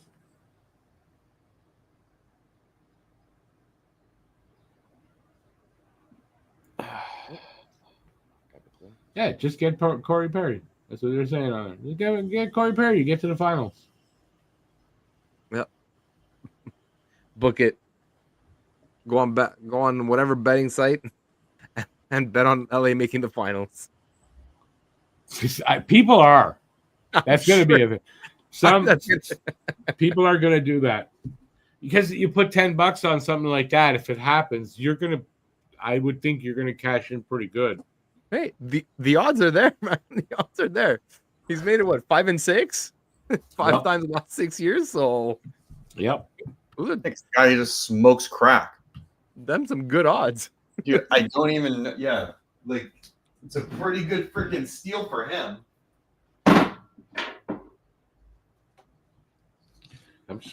I gotta get something to eat. I'll be right back. Oh, Rick's hungry. Yeah, and I gotta eat something. So.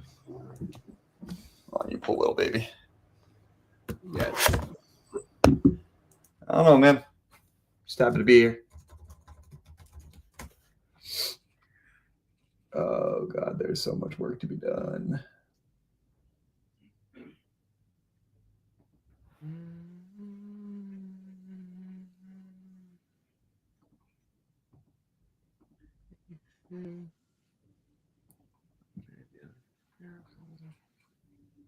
Let's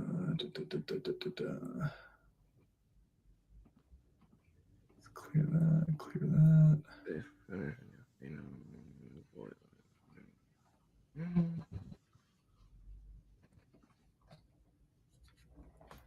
This.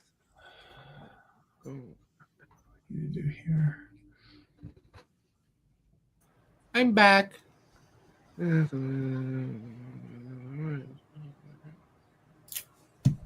Banana time. I'm bananas.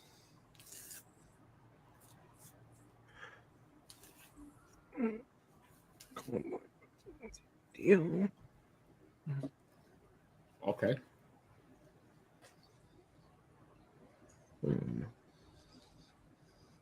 Like nothing's happening? No, nothing much. Well, who's left now? What? Who's the big UFA that's Gavrikov's still out there. And you have Nikolai Ehlers. So, okay. That's pretty much all that's left, I'm assuming. Alex said, I said, what did I say about Alex? That was an insult. Says he's listening. And he heard what I said.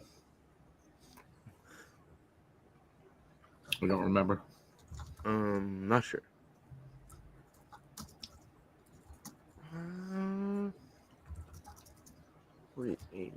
So Matt put here that he did some digging, and it sounded like St. Louis wanted too much for Cairo, so Hughes pivoted. Yep. Yeah, that was the word out there that they were looking for. If they were gonna move him, they really wanted an overpay for Cairo. So yeah, Hughes not overpaying. Yeah. Rick, I will be right back. You do that, sir. Here's let's go to Puckpedia. Shit. Oh, St. Louis wanted Reinbacher in that deal. Oh, Vogel said Matt Vogel. Matt Vogel said that Gavrikov went to the Rangers. Yeah, that was okay. So it's official now. Yeah, but didn't he sign? Like I thought Gavrikov signed like the extension with the Kings. No. He was going to UFA. Oh, then I don't know who I saw. I must have got messed up. Well, Perry just signed with the Kings. That's who you're thinking of. Didn't they just say somebody else signed with the Kings, or was that Corey Perry? Final market.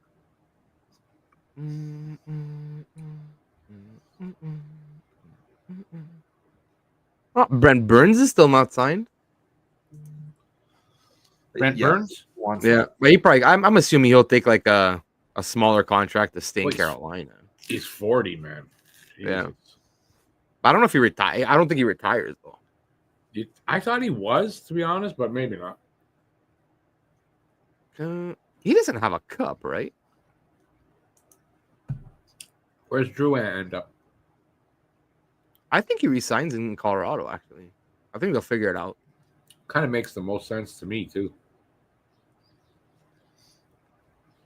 Phil's a big Drouin fan. No, San Jose and Carolina his whole career, plus Minnesota. So yeah, no. Brent Burns has not won a cup yet. Hey, Vogel. Hey, Vogel. Maybe he'll go to a contender. Could have been a contender.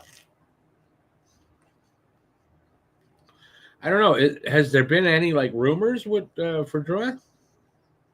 I haven't really heard anything. Nothing. Me too. Nothing about Drouin. So that's why that kind of makes me think that he might stay in Colorado. But at the same time, he's played so well that maybe he's looking to get paid, like get a payday now. Could be. How much cap does Colorado have? I mean, if I'm Drouin, he's happy in Colorado. I resign there. Yeah, so much trouble with that here. Exactly. If you're happy, why would you like I get it. Well, him in particular, because he has trouble with depression and he didn't like it. He had trouble here. You went to a place that you're really happy playing well. Why would you want to move? Exactly. You're happy there. You have the chance to win. You know, just stay. Yeah. Colorado has $7.5 million in cap space, so they have the money to resign him. And I don't think that he's gonna Drouin is asking for $7 or $8 million. No, he's probably gonna get about 5. Yeah, 5.5 on the open market, probably. That's what I would think. Unless he really is looking to cash in, and but is he gonna be able to really? Well, I guess it depends though, because if you think about it, again, this UFA market is really fucking weak. So yeah, it's true. He put up 37 points in 43 games. It's not nothing. 56 and 79 the year before with Colorado also. So yeah, like I said last night in the pod, he can put up numbers, decent numbers, not super great numbers, but decent numbers. Yeah, so maybe he is looking for close to 6, 6.5, maybe. Yeah, I kind of would think that. If he's going to sign, it's going to be. Yeah. But I'm sure Colorado's well, if you want to stay here, man, you're looking at 5.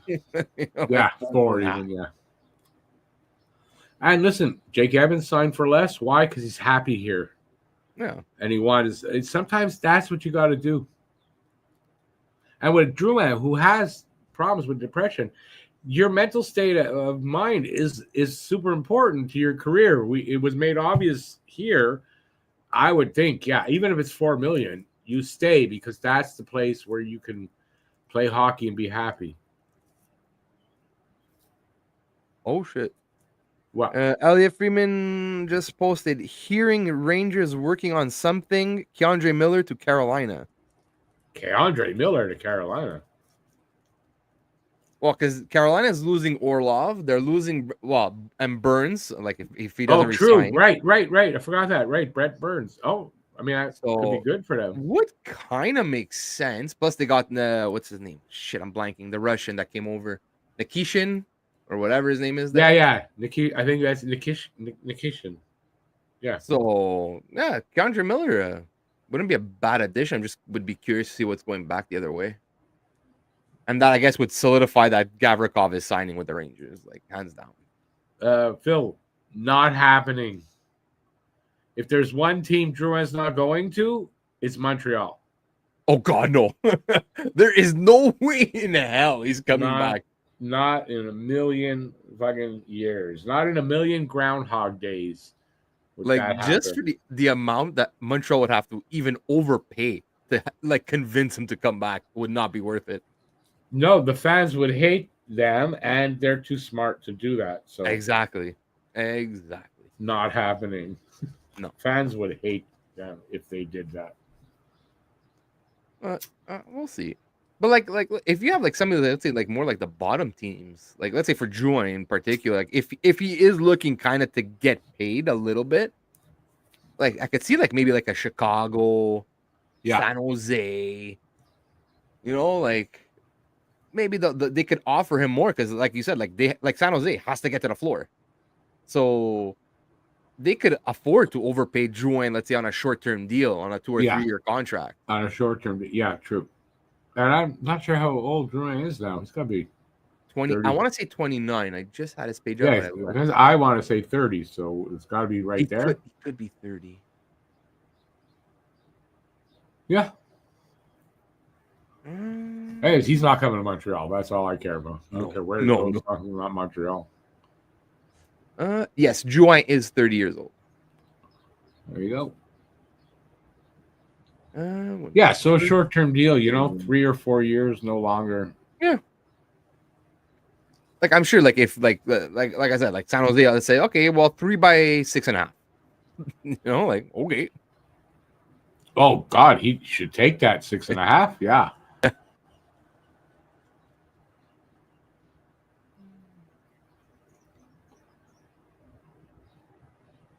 Eric Engels is saying that Montreal, whoever said top 6 guy for Bolduc, that's what Eric Engels is saying. Montreal thinks they might have a top 6 guy there. Maybe eventually turns into a top 6 guy, but if I have to be like modest and like not well, to say he has potential to be top 6, like okay. But I think he's at the very least a middle 6. Yeah, well, there you go. Like, if they're thinking maybe he's a top 6, then he's a middle 6 guy. Yes. Yeah, which is fine. I'm okay with that. You hear the name and you go, oh, really? So you got to look in. Sometimes you got to look into the player. Yeah.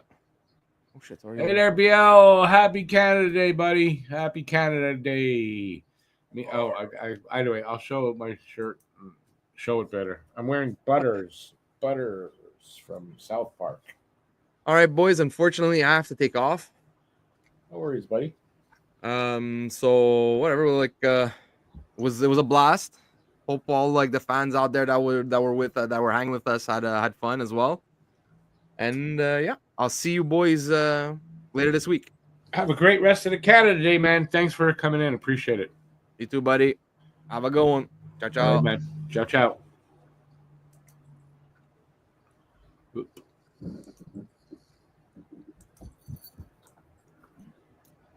Just resetting. Doing a great job, Rick.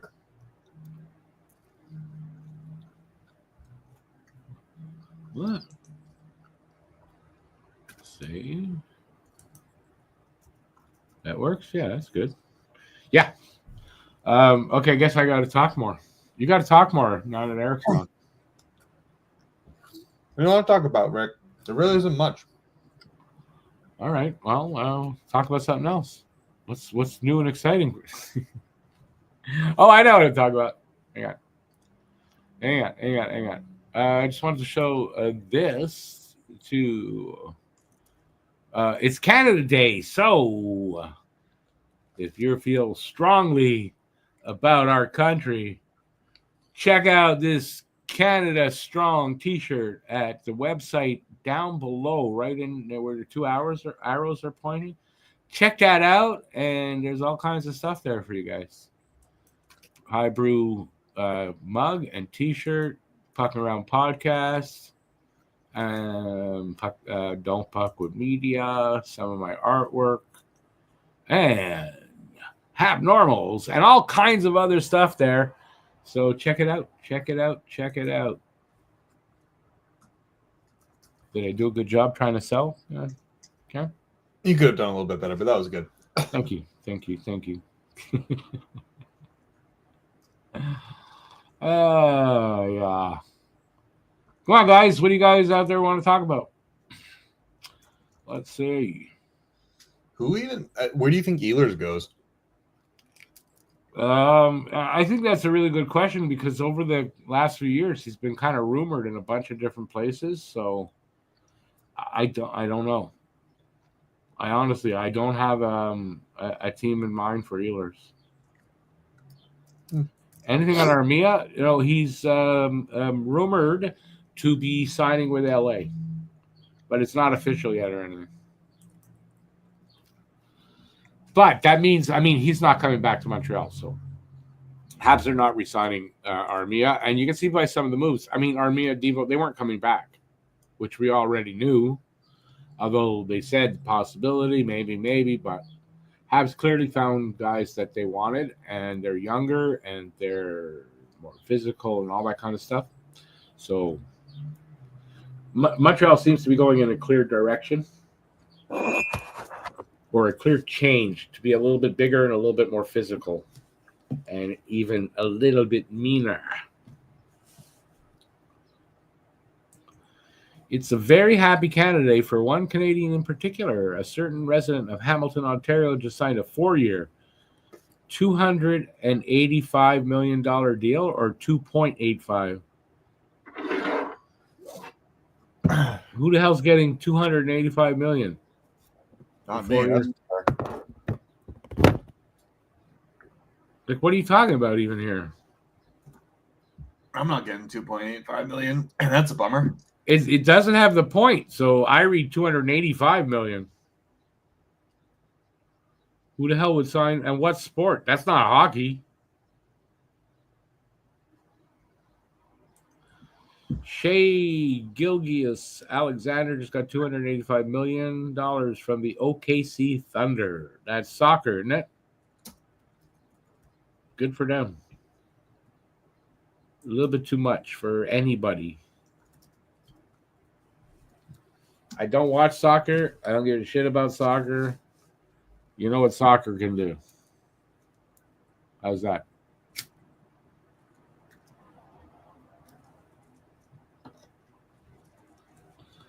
Who gets paid $71 million to play a sport? That's crazy. Oh, NBA. NBA? That's insanity.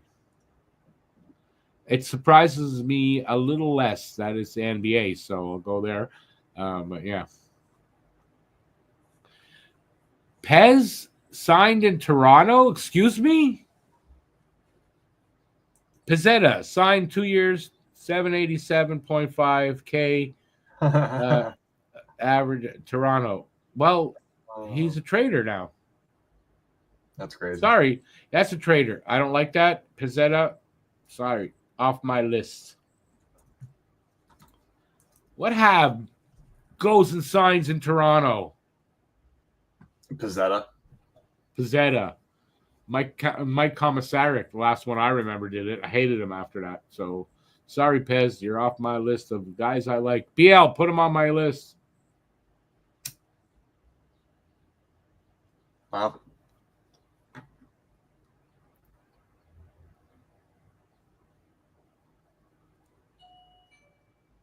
Oh, I'll be right. Go ahead. Guy like Pez probably took the first offer out there. I get that. I really get, but I'm not happy with it. I like what Phil put. Phil put, oh no, I'm sorry for Pez. Well, he did it on his own. Don't blame him. I can blame him if I want, okay? I like Pez, and I don't want to hate him.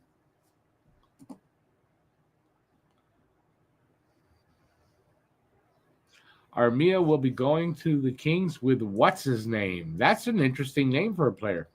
It's a long name to be on the back of a sweater. What's his name?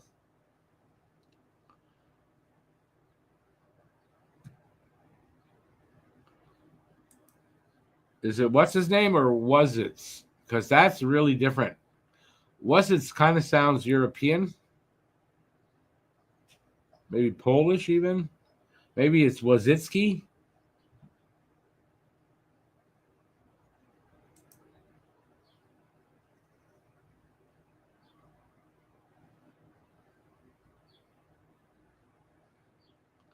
Oh, you meant Perry. Well, what do you mean is non-curse? We're going to find out this year. If LA gets to the finals and lose, it's a curse without a doubt, in my opinion.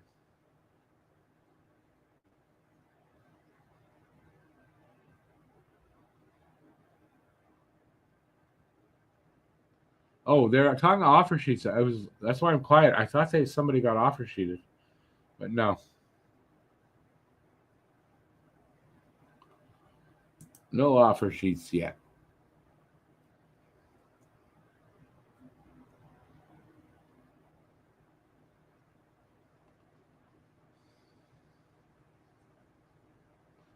Who thought Zito would pull off what he did? Eric, actually.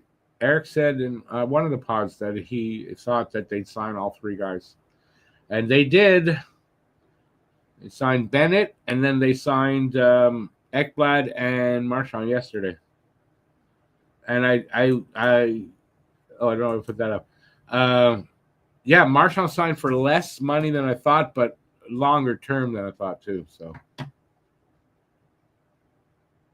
6 years at 5.25, I think, for Marchand.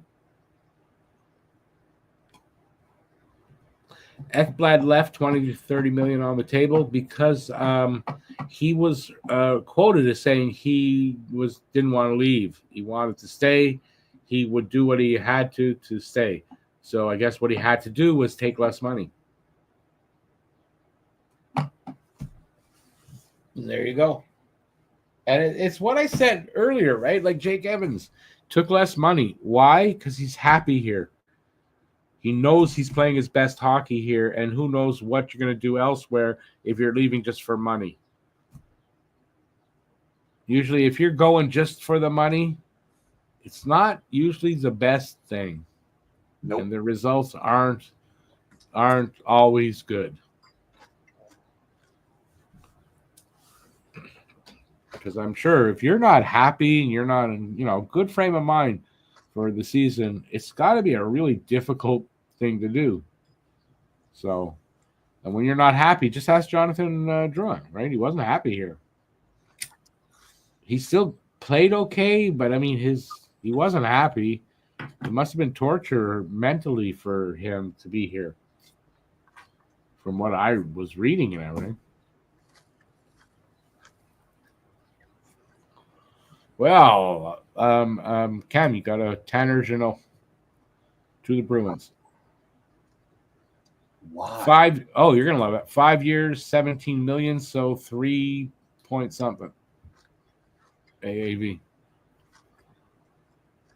Why? Good question. That was a good response too, eh? You got Tanner Jeannot. Oh, why? Not excited, are you, Cam? Not particularly, no. Well, the only good thing in a way is that it was a UFA signing, I'm assuming, and you didn't have to give up anything. I just don't get it. I kind of agree.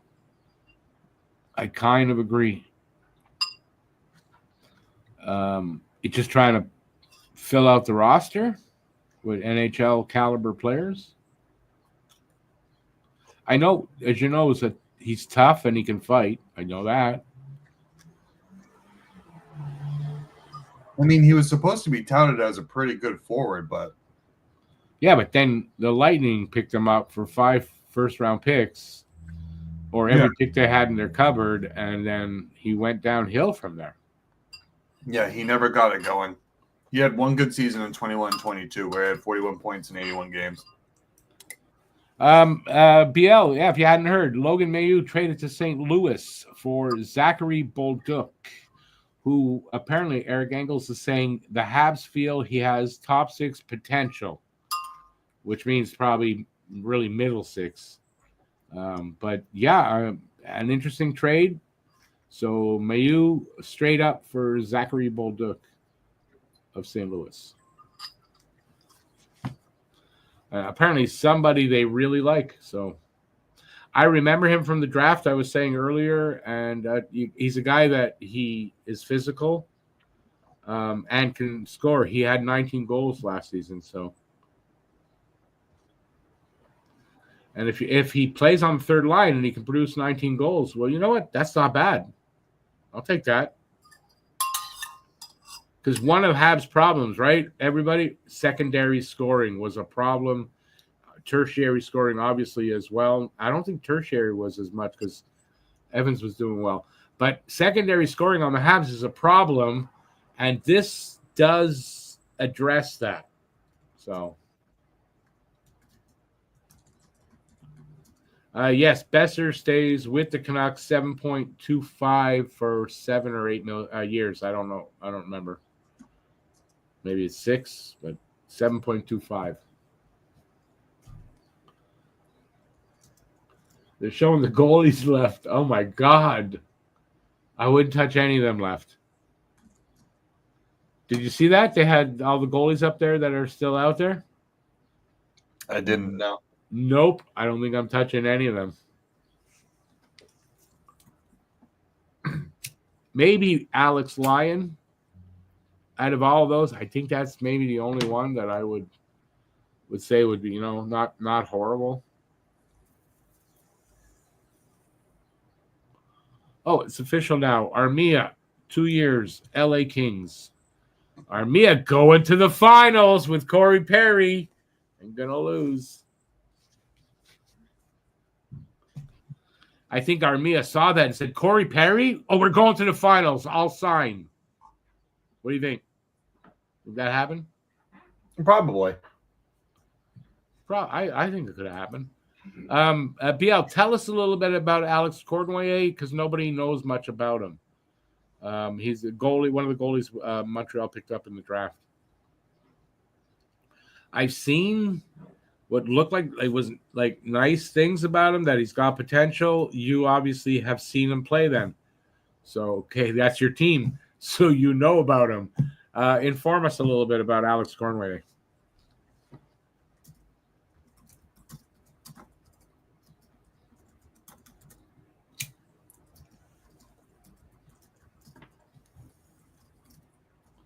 They got Jake Allen talking about his contract.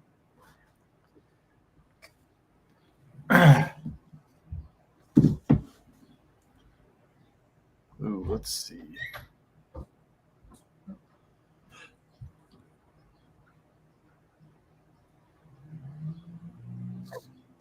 Yeah, he sounds like he's happy to be to stay in New Jersey. That's for sure. I'm not happy. You're not happy? But no one cares about me. Well, tell us a little bit about why. We have Tanner Jeannot and Victor Arvidsson. We're going backwards. Maybe you guys are going after McKenna. No, you're not. I mean, like, Jeannot in like the bottom 6 is good. Like, big guy. You just need to surround him with a skill guy. I mean, again, we don't have many good left wing slots. Well, they're still working on it. And Jeannot, I guess you said Beecher probably going. Well, maybe that's who No, Beecher's signed. You're he missing signed everything. I was gone all day yesterday. I was gone, so I didn't see any of what. So that's why I didn't know anything. Because I'm ignorant. I'm ignorant. Beecher's. Beecher's already there. All right. Well, that's now you got two pieces to that line. No, he won't play fourth. He'll play third. Yeah, you're probably right. I think he'll play third largely because you're likely going to have smaller guys on that third line, like maybe Patra and Minton. So you definitely need a guy of his size to kind of keep people away from smacking him around a bit. You know what I mean? Yeah. All right. Hang on. I got an answer for what I asked. So, what's his name now? Cornway? What's his first name? Alex Cornway. He's a late bloomer. He was cut by Shawinigan at 17, Baie-Comeau at 18, then was playing Junior A in Truro, Nova Scotia, when the Eagles brought him up to be a backup during the World Juniors. And obviously he played well because he got drafted. Well, that's cool. That is cool.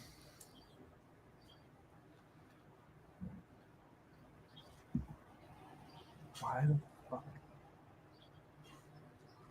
Oh, this is really annoying. Anyways, nothing much happening. What are you guys hearing out there? What? How about this? Either like what signing or trade? I don't know if there were too many trades, but what signing or trade that happened, say today, did you guys like? And which ones did you think were really dumb?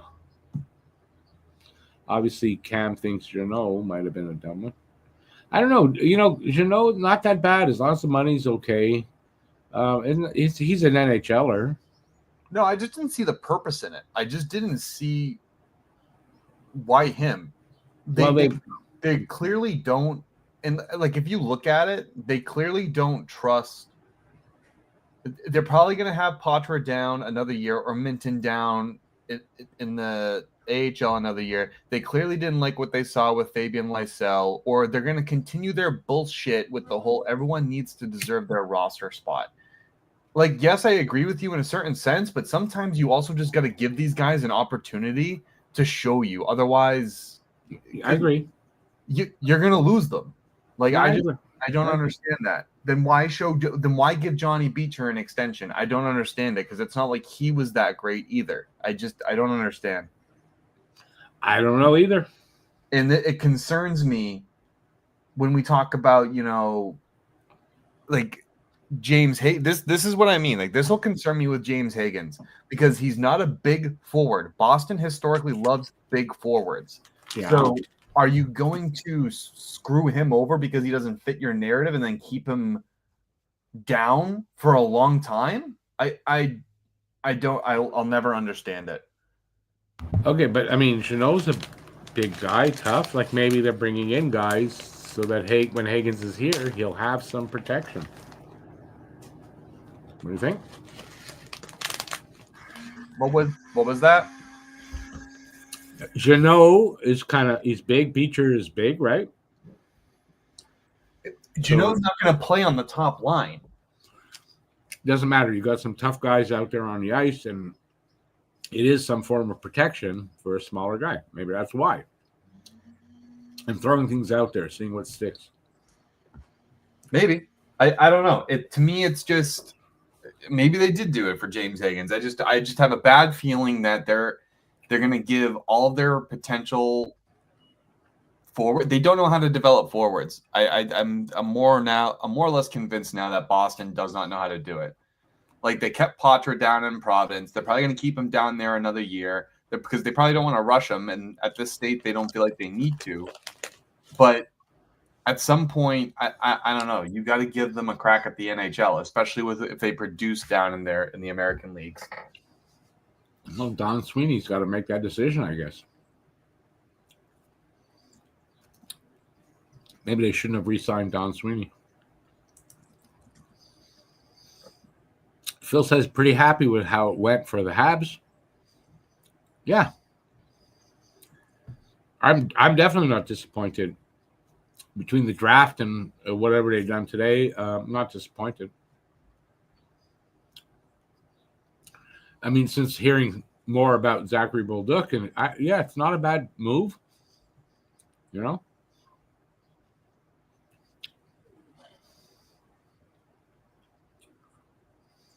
I think Bolduc was great for you guys. That was great. Yeah. I think it's going to be a good move. I mean, at first, you don't really know who the guy is, but yeah, in the end, I like it. Beal says their number one goalie there in Cape Breton, Jacob Milata, was playing for Czechia in the World Juniors, so Cornway was backing up our regular backup when he had 3 shutouts in a row and was their number one down the stretch. Potential galore. Oh, nice. Nice. Yeah, that's the kind of thing I want to see. Listen, these Gordon, great judge of talent. Hughes, obviously, as well. They make smart moves and obviously building towards something. And the evidence that it's working is already out there. So,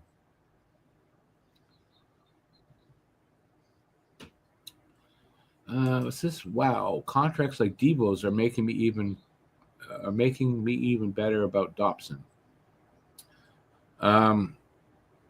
Oh, I mean, 9.5 for Dobson. I don't have a problem with that at all. I mean, it's not like you don't know anything about Dobson. It's not like we don't know what he's going to do.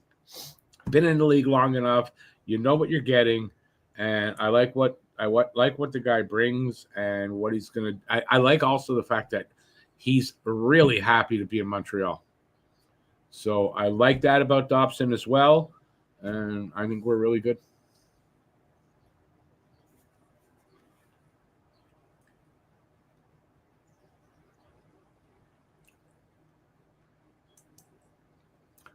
Obviously, seems to me they made their decision between Reinbacher and Mayu. And when you want to get better and everything like that, if you have an extra developing defenseman like Mayu, you use that to make improvements when you're set on D as they are right now.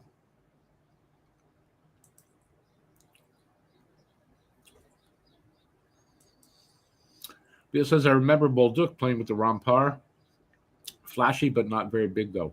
No, he's not huge, but he is a physical player. Did the Oilers sign anybody? I don't remember. Did they? Cam? Did the Oilers sign anybody? Yeah, you remember? The only one they signed yesterday was Evan Bouchard, the 4 by $10.5 million deal. But I mean, I think that's an atrocious deal for the Oilers. But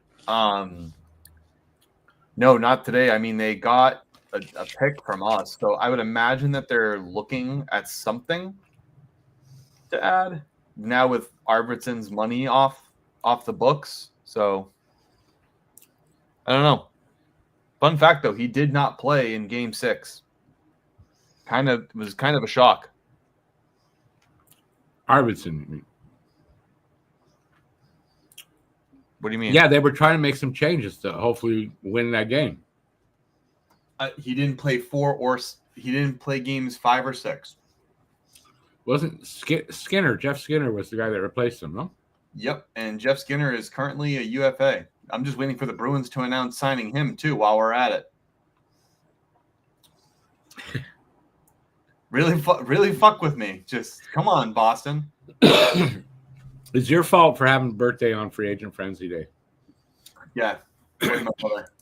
I just think that's your fault, not theirs.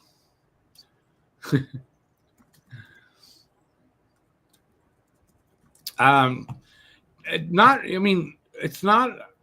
We all said wow to the money, but Eric was here earlier, and he kind of made sense of it all. It does make sense for 1 year.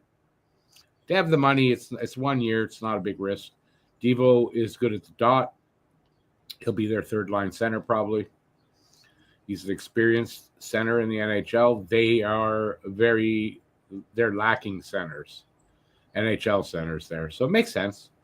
It is a bit much, but you want a guy to sign for 1 year only. You overpay him a little bit to get that done. Have you heard this? Bill says Evander Kane got beat up in downtown Vancouver. Have you heard that? What, he got beat up? I did. I read that somewhere. Yeah, I hadn't heard that. By the way, BL says happy birthday, Cam. Thanks, BL. Much love, dude. Much love and appreciation. Yeah, I hadn't heard that. How many guys beat him up? Just one or multiple? I don't know. I don't know the asking. number, but I know he was mugged, as he should have been, because it was probably by the guys he owes money to, dude. He had claimed bankruptcy, right? Yeah. Bankrupt, but he's driving around in like a Ferrari or something like that. Well, yeah, they probably took other things from him. Like, he claimed bankruptcy, then he probably got everything taken away from them, and then in his new contract, he probably got stuff back. He has a gambling problem. True. Very true.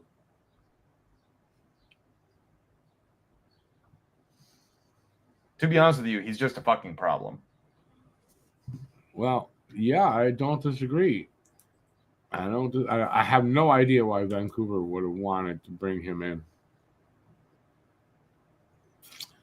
Let's see, pretty much. Oh, no, this list. I've got a list of the UFAs, but it's got Corey Perry on it still, so this is not a good list.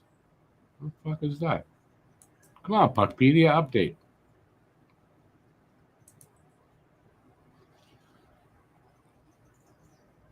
Okay, it's not working very well.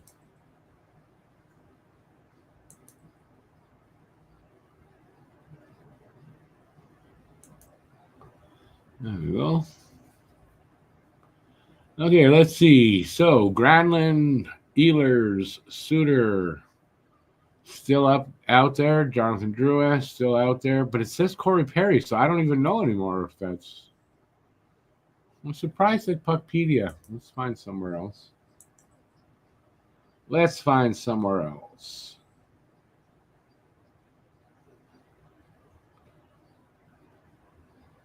Do this. Literally waiting for the Bruins to continue to fuck with me by signing Jeff Skinner to a 5-year by $5 million contract. Well, it doesn't bother me.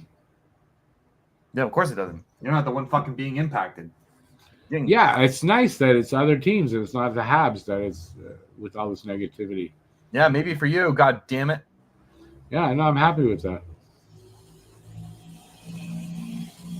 All right, let's see what recently happened. The Senators haven't been able to alert any new free agents to the club yet, but they've been re-signing guys. So the Sens having trouble bringing in new guys.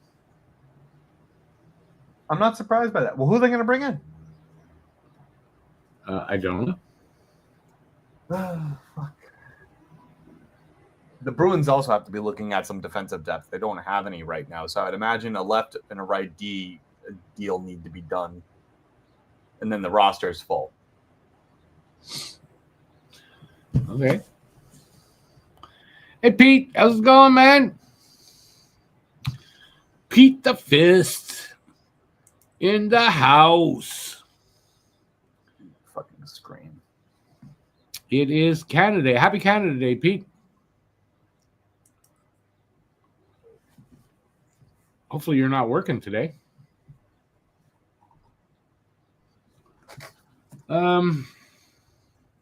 Yeah, it's really kind of as we get towards 3 o'clock, because I think that's my limit today.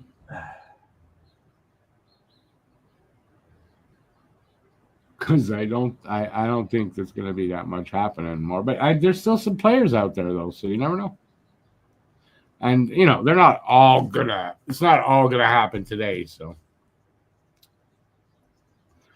Oh, you are working today, eh? Well, that sucks. Hope you're making lots of money having to work today. I'm working, but it's not the same thing. BL wants to know if you're happy with all the signings that your Canucks are making. Pete, he still insists you're a Canucks fan, so give him a beat down, man. Give him a beat down. All right, what's Matt posting?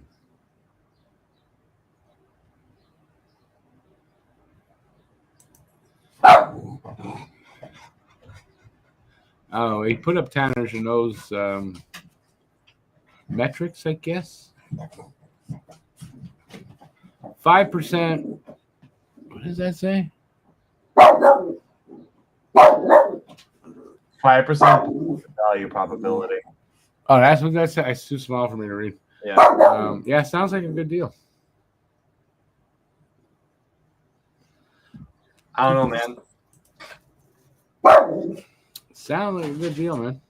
I'm just looking at who he's going to likely be playing with, and it's going to be Patra, Lysell, or some combination. Like, he's going to be playing with skill guys, so I don't know. Yeah. He's a power forward. That's what he's going to do. He's going to power forward. Power forward right through. I mean, hopefully he'll be good for you guys. I mean, I don't know. Yeah, neither do I. Pete, I don't know that is Pez going to make the Leafs or be like a, 13th forward at best, I think. So who knows if he'll play against us, on those nights or not. You guys apparently have signed goalie Capo Kakkonen. We've signed Cap. Oh, so he's going to Laval. Capo Kakkonen, former last place I saw him was in San Jose. I think he got traded from there somewhere else, but the last place I remember him from. I don't know. I think he's going to back up Montembeault over Dobish.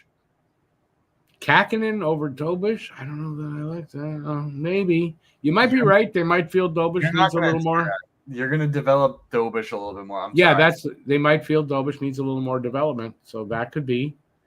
Kakkonen definitely doesn't have waiver whatever they call that again? Waiver rights. Yeah. He's exempt. So he's not exempt. So yeah, you might be right that we're gonna have Kakkonen and Monty. Ryan Lindgren to Seattle 4x4.5. I think I saw that up there before.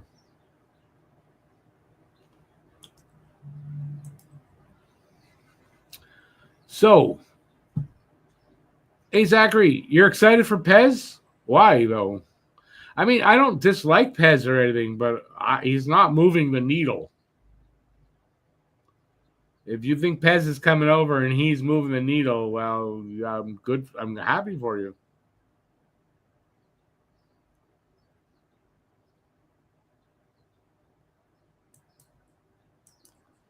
BL, I would imagine double time on Canada Day. At least it should be. There you go. I like that one, Pete. Double bubble. See, I got that right. Well, we're here sort of like we're here. Well, no, you're not working actually. I was going to say, well, like you could send us some of your money. Okay, Ray. My dog's feeling better. She's been, she's still going to the vet tomorrow, but she's had a lame paw that she's walking on it now. So at least the paw's feeling better. And I'll go drop at least 125 at the vet. Get a good checkup and everything. She hasn't had one of those actually in a little while, so it's good that she's going even just for that. To be honest. But I'm glad her paw is feeling better. All right, what do we got? So Habs fans out there, what do you guys think about Kakkonen coming in and being a backup to Monty?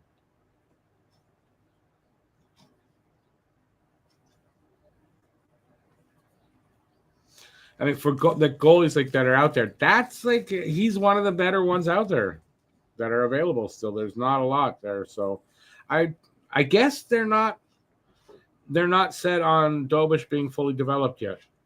And honestly, I mean, I could see that. So I don't hate it.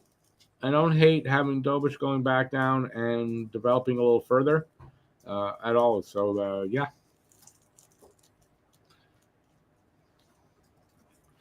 Why? I don't know. BL says he thinks Anaheim is going to throw a lot of money at Ehlers. Cam, what do you think about that? Anaheim? Yep. I mean, you just if you look at their roster, I don't know if that makes a whole bunch of sense for the left wing. Like I mean, I think most teams can benefit from Ehlers, but I don't know if Anaheim makes sense. Yeah, I wouldn't have thought of Anaheim in that myself. I mean, they got $35 million, right? They have, I mean, Frank Vetrano is their top, and they have Ross Johnson. So yeah, they could use some help at the left wing, but I don't know. I don't know if that's their guy. Well, if that's the case, Ehlers would be a good addition there, and especially when you hear Anaheim is going to make a push to reach the next level. Yeah, they definitely need. Listen, I think they definitely need help on the wing, and I think that's one place I could see them. Like, I don't know how much they're going to be willing to smack down on him because they have a couple free agents they need to sign. They need to sign McTavish. I don't see them signing Robbie Fabry. I don't see them signing Brock McGinn. They need to sign Isaac Lunderstrom. But again, these are like lower guys, if they will.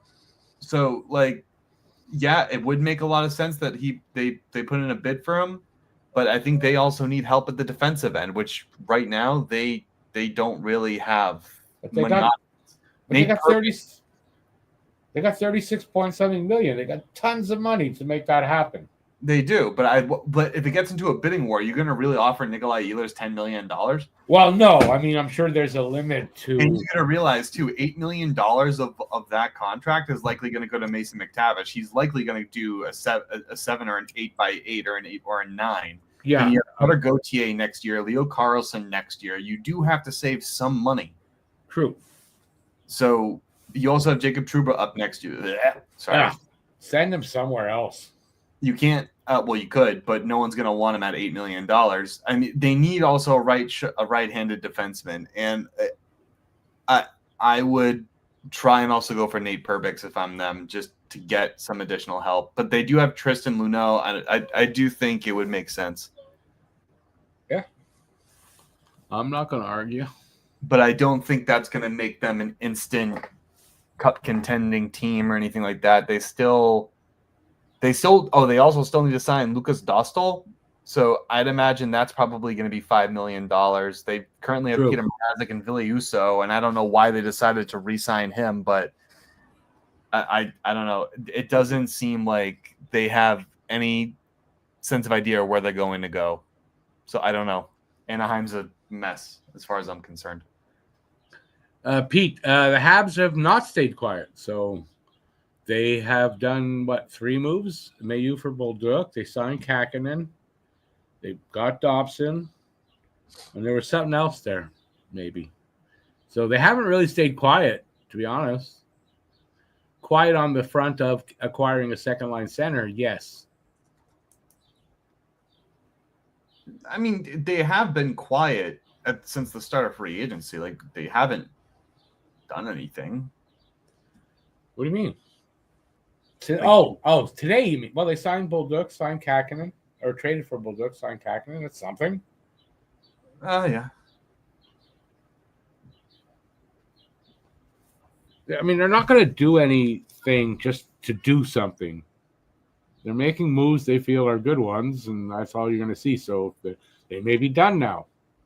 I don't know. I want Laine. You can have Laine. We'll take Zaka. Can I have him for $5? We'll take Zaka. You get Laine, we take Zaka. No. Got to give up to get. No.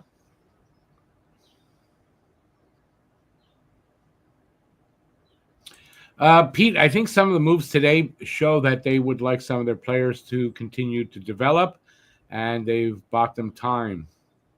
Like, although with Bolduc, he's young. Yeah, I mean, I don't know. So maybe what I said was just stupid. BL says, what good will 2025 starts in the AHL do for Dobish at this point in his career? Don't disagree with that. Because Fowler going to get the majority of the starts. Somebody might be asking about Dobish. I mean, maybe. Yeah, but the picks and stuff like that don't do anything for Montreal. It's time. They don't really. Montreal needs to do. Well, maybe they found a guy they could bring in for a second line center. One of the guys going back was going to be Dobish. That could be. Maybe. Am I confident in that? Well, no. Not really. No, I'm not confident, but it might happen. But no, I don't think Dobish is going to go for a second line center. I'm sorry. You're going to need more than that. Well, you're going to need more, but he could be in the package, is what I'm saying. Possibly. You could try to get the Nuge. The Nuge. That's right. You never know. And then, Edmonton, they'd want to get a Dobish, I would think. That Kakkonen stats don't overwhelm. They don't. No, Kakkonen's not, But he'll be here in Montreal, an improved defense, a fresh start, good coaching staff, good atmosphere, good city. Yeah, it could make a difference, and he might be a decent backup. I spoke about this last night during the pod. I don't know if Islanders fans just overvalue their players, but one guy on Twitter was talking to me about like how no one expected Dobson to stay and nobody wanted him to stay. I'm like, well, that's a load of crap. Like, yeah, I don't know. You guys probably started feeling that way when you heard you got the first overall pick, but no, I wouldn't say that. You're now down a right-handed defenseman. Yeah, I mean, Dobson, listen, he is going to be I mean, unless something goes very wrong, Dobson's going to be pretty good here. I mean, you hope. Well, it's not like you're taking a kid when you know nothing. He doesn't have history. He hasn't done anything. He's 6 years in this league. You kind of know what you're getting from this kid, and none of that. He's just about to enter his prime.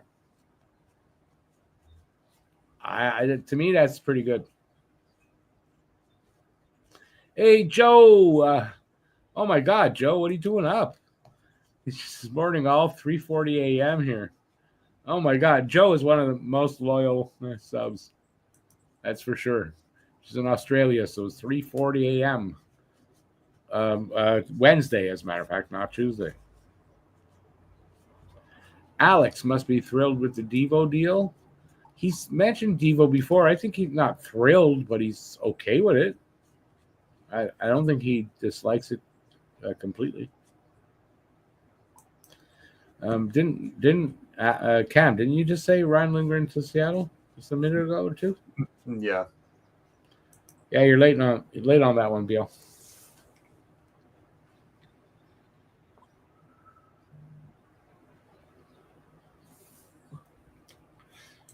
Joe, where do you have to go at like that early in the morning? That sucks if you have to go that early in the morning.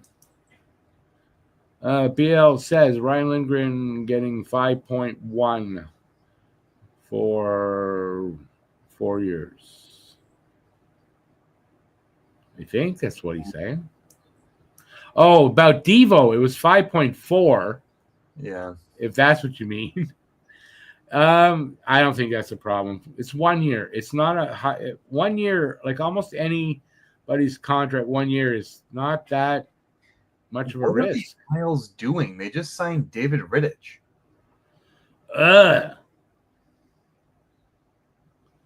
What the hell do they think Rittich's going to do for them? Maybe Varlamov. Isn't Varlamov older? Maybe he's retiring or something. or they're bringing in some guys so they have some depth in case of something with Varlamov.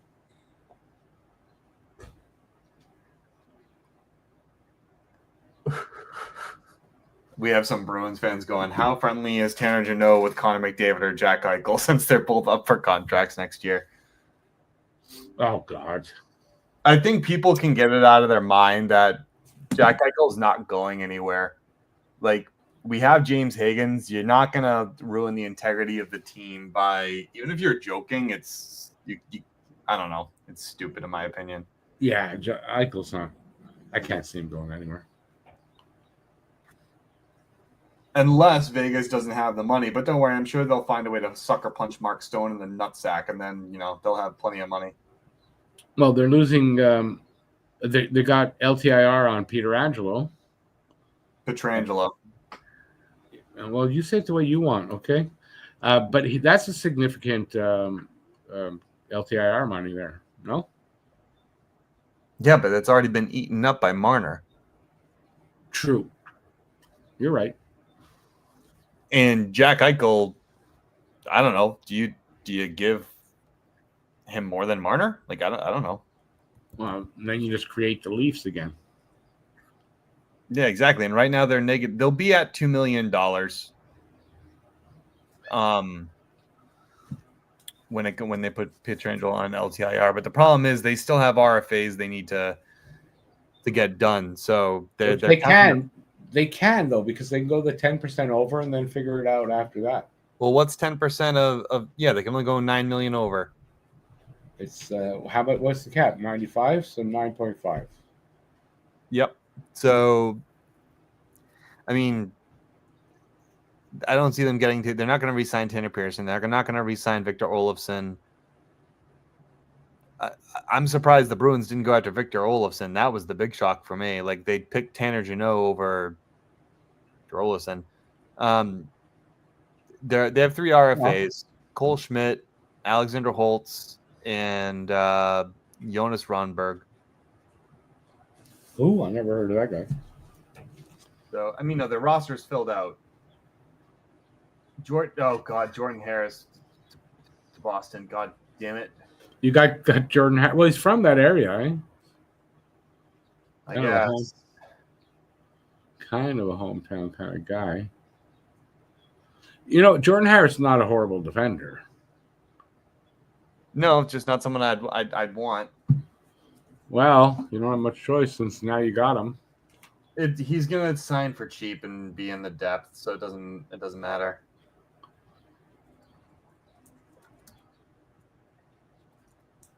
I don't think we need sound on that. I could take my headphones off. That would be really awesome. Getting freaking hot in here. Oi, moving day. I'm glad I'm not fucking moving today. That I can tell you.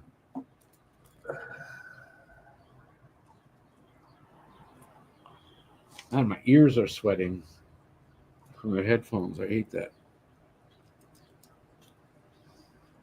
Sweaty ears. All right, guys. Let's see what's going on here. It's definitely winding down. Well, what did I do? Hang on. What the heck was that? Oh, that's good. What the heck is he talking about? No, Harris is 25. I mean, he's going to be 25. I mean, I just hope it's not a backbreaking. I'm getting sound from what? I'm not getting sound from all of it. I got the sound off everywhere. What the heck is going on with Rick? Is he having a seizure?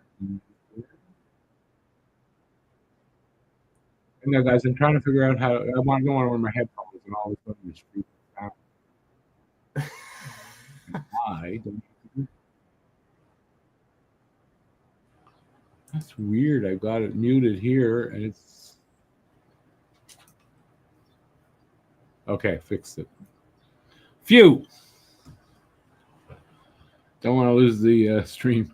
Pete says, if Harris could put his mental game into his hands and for a check, on forecheck a little stronger, I think he would be a great defenseman. You know, he's young still though, Pete. So he may turn into that. I think he's got talent. He's a bottom pair kind of guy, but still. What'd you give up to get Harris? I don't know. I mean, that to me will say whether that was a good deal or not. I don't think Harris had term. Oh, so they signed him as a UFA? Yes. Okay, so what what the contract is? No, right? Nope. Anybody out there know what the contract is? Let's see if we can find it. Okay, that's old news. So Capo Kakinen, 1 year, 1.15. That's what they signed him for. That's nothing. There's no risk there. Yeah, that's not a bad move then for Habs.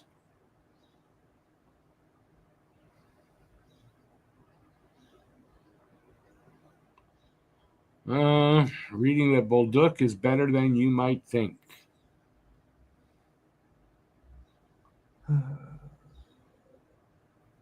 It says here, Ilya Kovalchuk officially off the Devils' books. Wow, how long have they been paying him, man? That is crazy. For some reason, Alex is sick right now. For some reason? I think they took Tyson Barrie. Tyson Barrie on defense? Oh, that's a puck mover, and he puts up some points. Oh wait, no, sorry, I don't know what he's talking about. I do not either.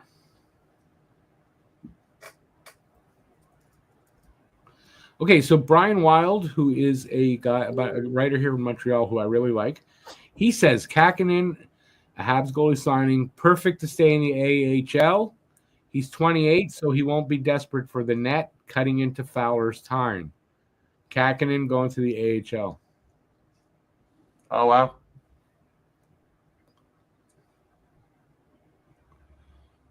Something good to find there.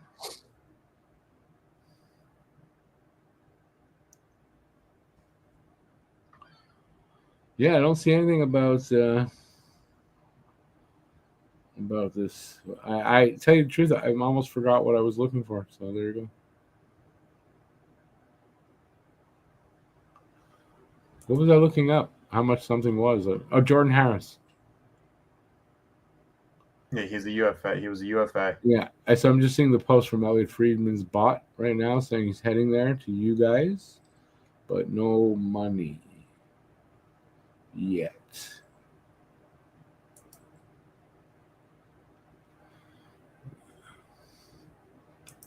Man, if only I had a site that actually updated, that would be nice.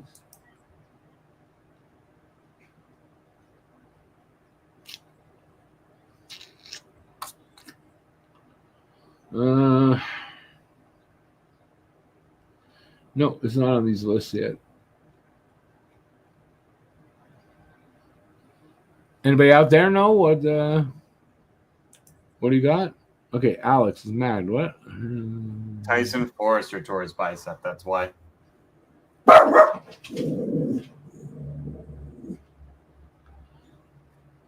Oh. Tyson Forster tore his bicep. Yikes. He's definitely not going to be ready for the start of the season. Well, there's some interesting news there.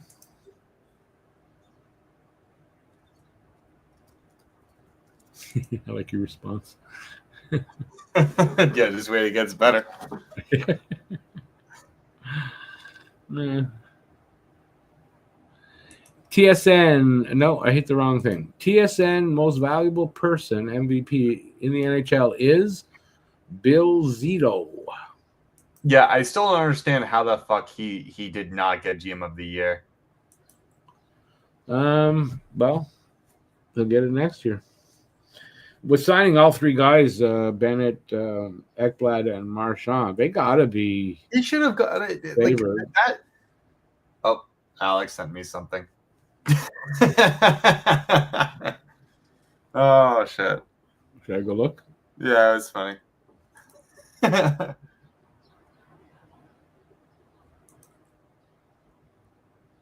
Oh, that's Alex. He's about to jump off the edge. Poor I Alex. would too if I heard one of my star forwards just went down with a torn bicep. Oh well, without a doubt, man. Without a doubt. The only thing is, at least it's kind of at the beginning of the summer, so he's got some time to start rehabbing. But yeah, he sounds like he's going to miss some time.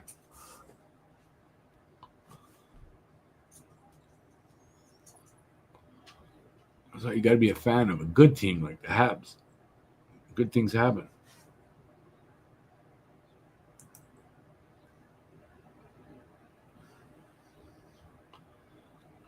No update anywhere on Jordan Harris. My dog's got the update. Yeah? Well, what's the value? Come on, you're holding out on me there. Right. Yeah, I promise I don't speak dog. Oh, well, then you're ruining our chances here. Yeah. I can't help it. Let's see again here. Well, that'll pretty much fill out the Bruins roster. I mean, they'll probably play Victor Soderstrom as another. They'll probably pull him up. So there you go. The Bruins roster is pretty much done. Well, there you go. Well, at least they did something. I mean, I'm not upset by it. No, I think it's a good. I mean, I'll take Harris is going to be a 6D or 7D. Sorry, he's definitely not going to outplay Lowry, I don't think, or Zadorov. But I mean, if either one of them go down or need a rest, I think he'll be a solid placement. Yeah, listen, that's a minimum. I think that's right, but he could end up being a little better now.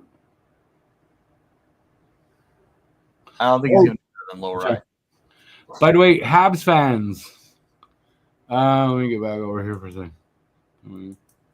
Habs did not qualify Raphael Harvey Pinard. He is a free agent. He's gone.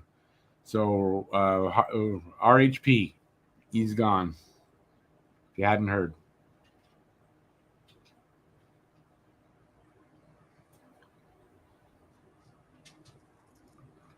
Joe, we're all trying to play catch up.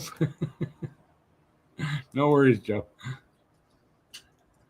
Anything happening? What's going on, man?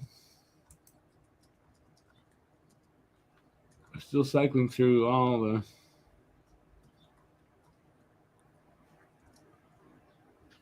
I don't know. You got anything new? Matt put anything in there? Nothing. I'm scouring. By the way, if you wonder what I'm doing, I'm looking through different platforms, seeing if there's anything new to announce there. So far, not.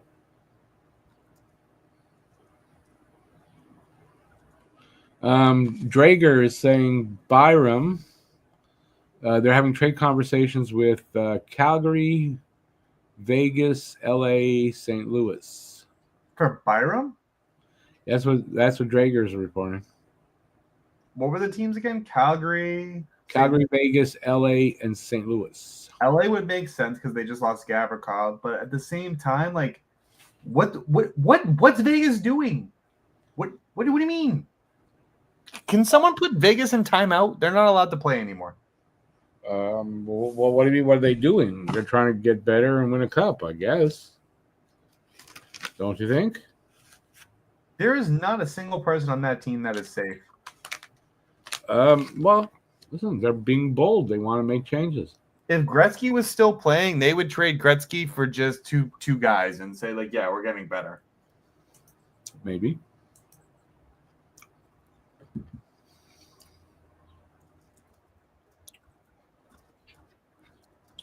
Oh, Habs signed Sammy Blake. That's good signing. Yeah, that's decent depth. I seem kind of, it's like a replacement for Devo or Armia. Hard to say.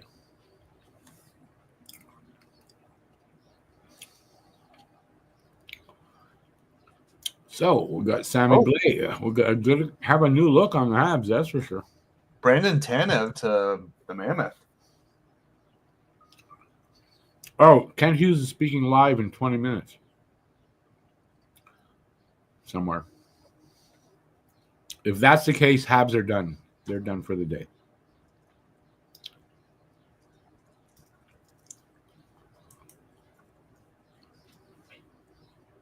Once you hear your GM is doing a press conference, you know they're done. So let's see. Habs got, in the last 2 days, basically, Dobson.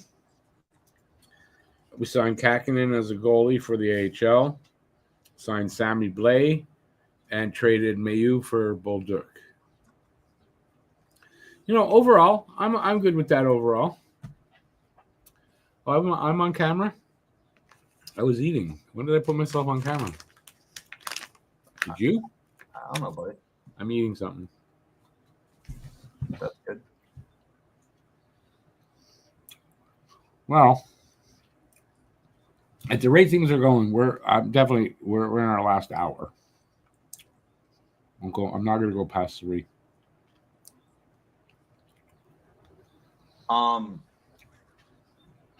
Yeah. Yeah.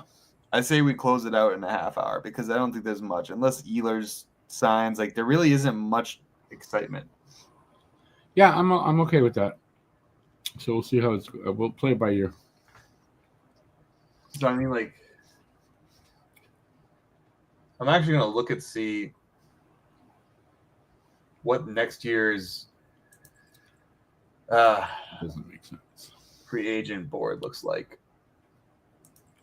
Next year, why? What's the difference? What you're going to see on the board, a lot of those guys won't be on the board once it starts. They'll get signed. It doesn't matter. Most of them are already signed anyway. There aren't that many left, and plus the bigger names will matter.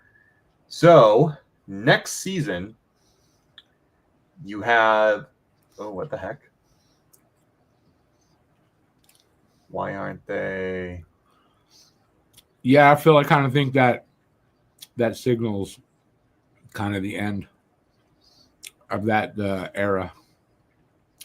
So Phil said, so with KK being officially poo-poo, which he's still there though, I think, and Devo getting more money and still playing, is the whole Aho fiasco officially dead and Habs being deaf winners? I'm sure it's dead for Habs fans. I don't know about Carolina fans. Oh, this is what I wanted to do.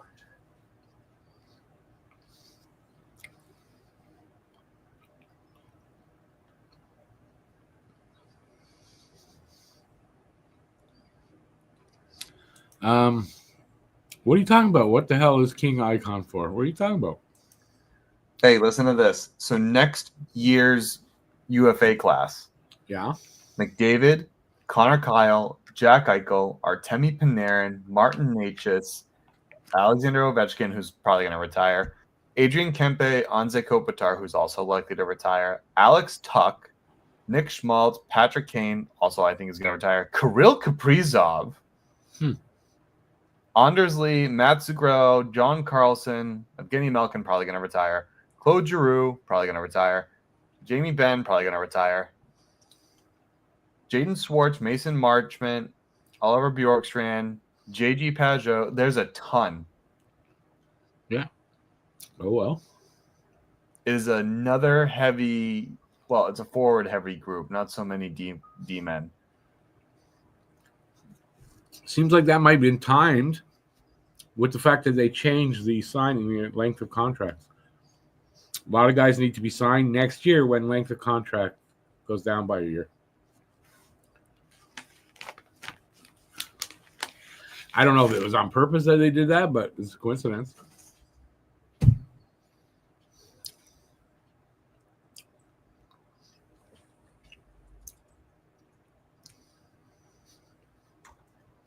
BL says Sammy Blay was played in Charlottetown Islanders with the Q in the queue Who was he playing with? King of the Ring PSL. What does that mean?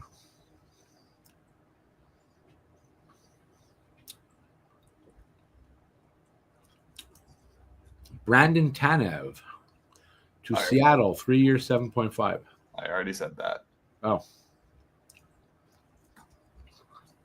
So, right. So, BL, answer that. Who was he playing with?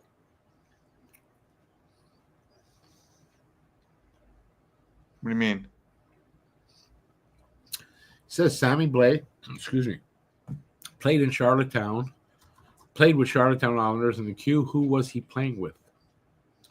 I would say Charlottetown Islanders. What do you mean by who was he playing with?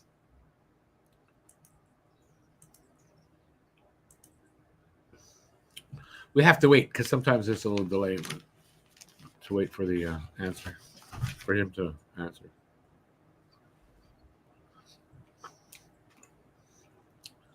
Anything new come up? Come on.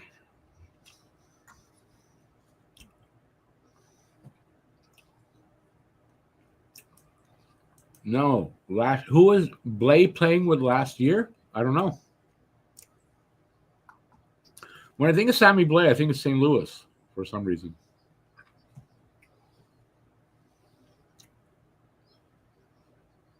Oh, Bolduc.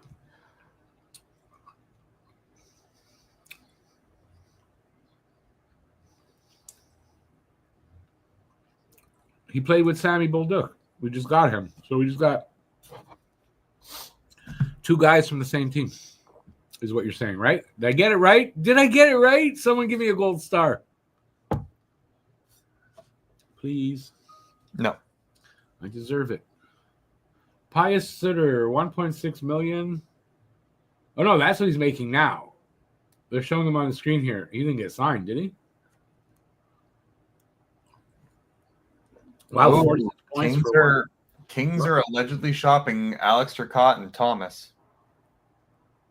What did you say? What, the Kings are shopping Turcotte and Thomas? Who? The only Thomas I'm thinking of is Robert Thomas in St. Louis. He's not being shopped. No. Thomas what? I don't know. I can't remember his first name. Okay.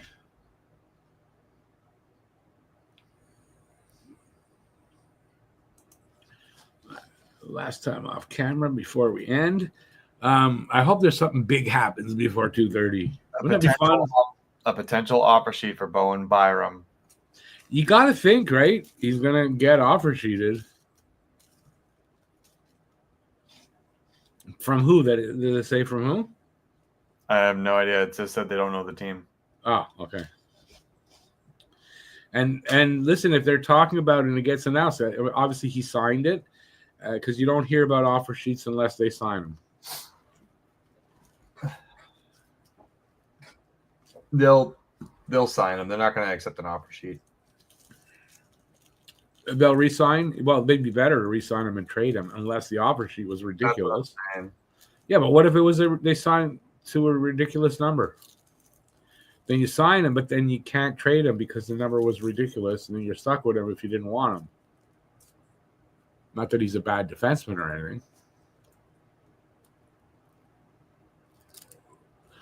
Blais played with Abbotsford of the AHL. So I don't deserve a gold star. I got it wrong. In Abbotsford, he played with, we talked about him earlier, Arthur Seelovs, the goalie. Other than that, I don't know who's in Abbotsford. It's Canucks farm team, so yeah, I don't know. I'm not doing well on this guessing game of yours, so let's get an answer. And Rick's getting frustrated. Yippers. But use the real name, eh? Don't give me some old-time hockey player's name. Please. Today. Just as a special thing. Today, don't do that. The Rick's butt face. Ha! Got him, loser. Bozo. I didn't hear anything. You yawned through it, so I didn't know. Oh, that's not nice. We're keeping you up, by the way? because I can answer that for me. You are keeping me up because I almost fell asleep before. I was off. I came really close. Wow. While you were talking, I imagine it wasn't that interesting what you were talking about. I really came close there. Well, don't fall asleep. I don't know what to tell you. It'd be better. Trying not to. Don't worry. No, I'm good now.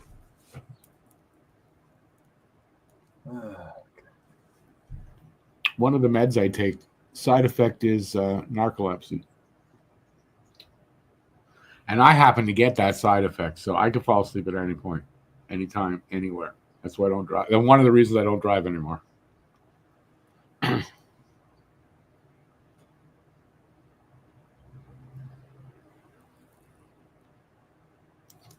And it just got quiet in here.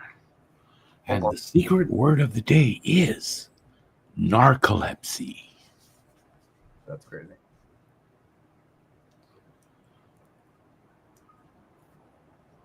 All right, people out there too, you got to help us out here. Anybody hear anything? If you heard anything out there, let us know. And BL, I'd appreciate you let me know that name of that player you're talking about, please. Make me happy. It could be dangerous on a scooter. Not really. On the scooter, I didn't have that problem. You know, one of the reasons I think, because on the scooter, you're like, I'm not that comfortable in there, right? And I don't mean I could just fall asleep like while I'm walking, but if I'm sitting comfortably in a chair or whatever, like I could, yeah. So in a car, you're sitting comfortably. On a scooter, that didn't happen to me. So don't worry. Besides, my scooter, it rides a bit like a motorcycle, so I got the handlebars like that, and it keeps you interested in driving it, so I didn't have that problem. You said, what do you mean what player? You drive me nuts. You said Sammy Blade played with Charlottetown Islanders in the queue. Who was he playing with? Were you asking me, or was it like you're asking me so that you could tell me because I didn't know? Because otherwise, I think I'm going to go bang my head against the wall right now. My neighbor next to him might not like it, but Phil's got it. That's probably, at least, maybe even daily. I don't know. He might not have had a girlfriend or been married, so.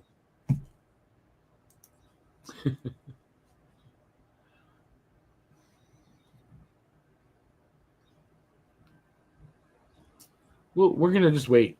We'll just wait. We'll be fine. No one's going anywhere. Who are they showing on there? From Carolina. Orlov. Oh, what happened with Orlov? He retired?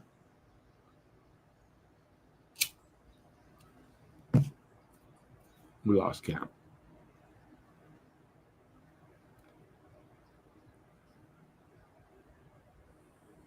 Oh, I don't know what team he's been. Okay, that's it. I just took you for saying that you were going to tell me like a player's name. I have no idea. Like I said earlier, Sammy Blais, when I think about him, I think of St. Louis Blues. So I don't know.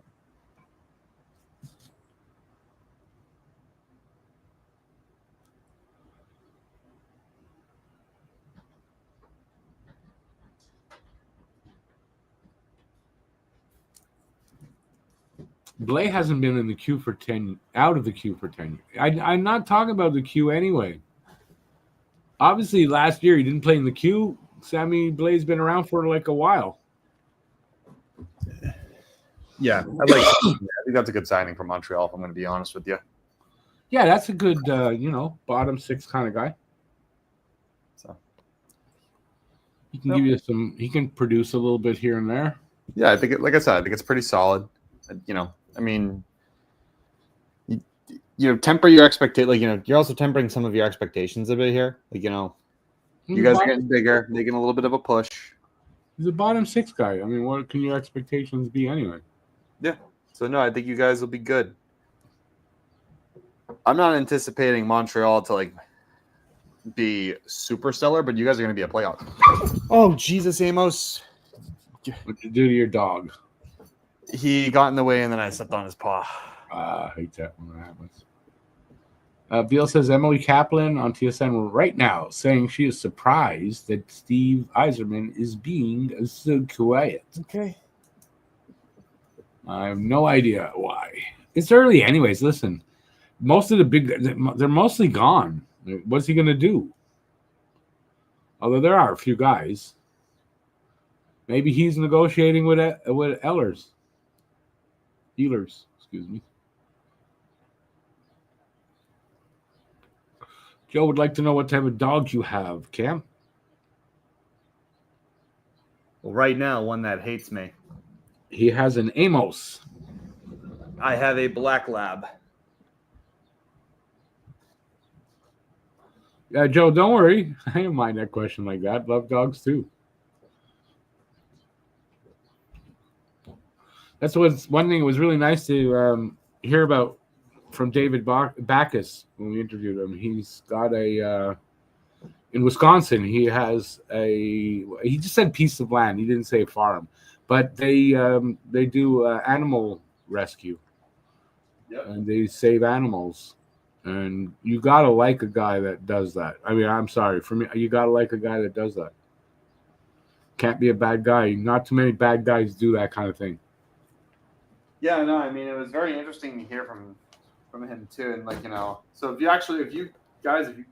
those of you who listen, consider actually donating to it. And it's what was it? It was Athletes for Animals. Is that what it's called? Athletes for Animals. Yeah. athletesforanimals.org. If you want to check it out, maybe check it out. If you're interested in donating, it'd be an awesome thing to do. Speaking of David Backus, if you haven't heard the interview, we had an hour interview with David Backus on Sunday, and it's available on the Don't Puck channel. Link for that is in the description. If you're watching it on Don't Puck, you just have to go look on the page where all the videos are, and it was like one of the last, if not the last, video out there. So check it out. Great interview. He gave a lot. He said a lot of talked about his personal life and what it took him to get to the NHL, when he was in the NHL, and afterward. So I thought a really good interview. Really good of this guy to come in and give us a small podcast like that. Such an honest and lengthy interview. We were not expecting an hour.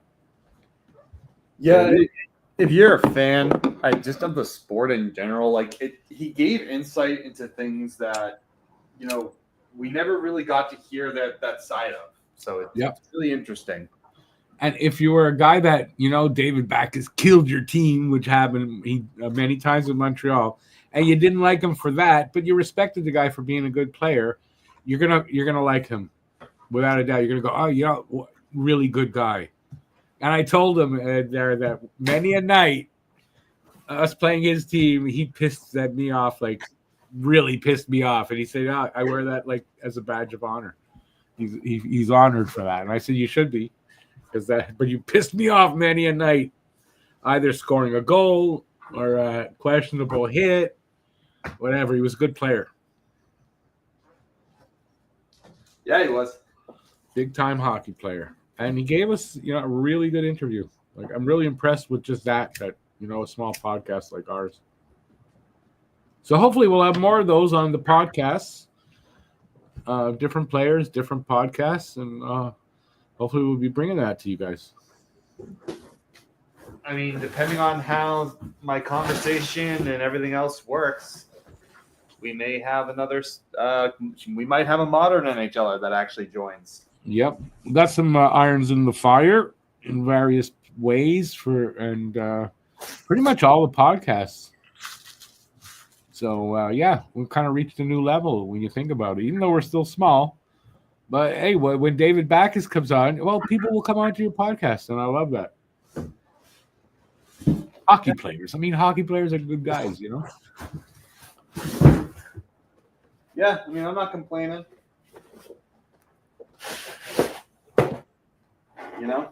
So.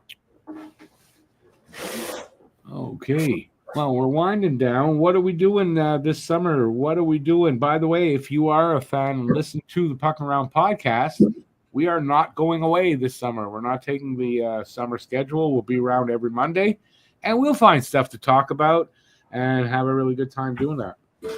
So also look for that right here on Don't Puck With Me, but not on Talking Habs, unfortunately. Or But don't. not unfortunately. Hey? I said, or don't. Who gives a fuck? Or don't. No, we give a fuck. What are you talking about? Also, development camp for the Habs. Development camp starts Thursday. If there's something that they're showing, like a game or whatever, which would be Friday or Saturday, I'm going to be doing that. If I can do it and I can get the feed so I can do it, I'll be doing that. But development camp starts Thursday for the Habs. When is your development camp? You know? When does mine start? Yeah, the Bruins. When does that start? I think it already started.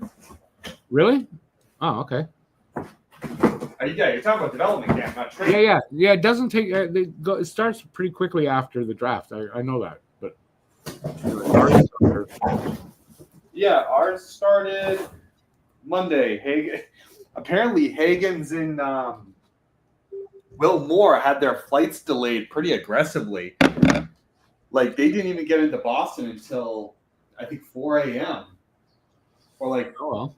Yeah, 1 o'clock in the morning, and they didn't get to the hotel until 4. So it was kind of a really rough journey for the new forwards.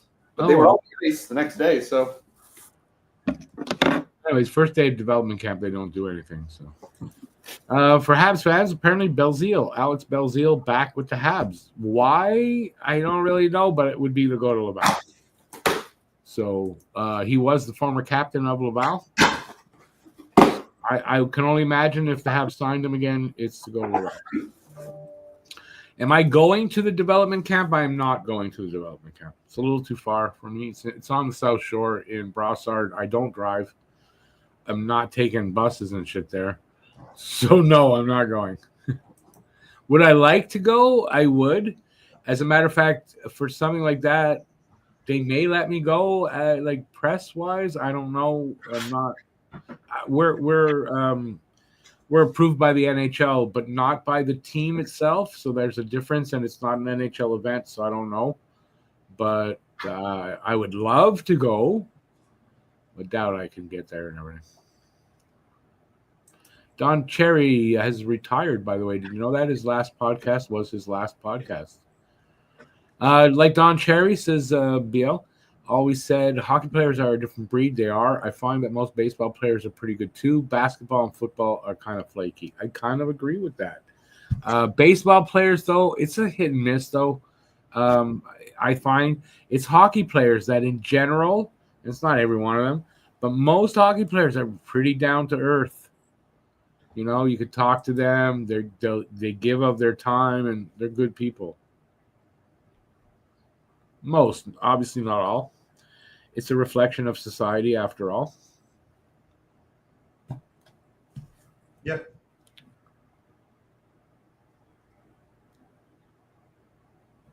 You're going to get Matt to speak to Bettman on my behalf to get me in there to development camp? Awesome.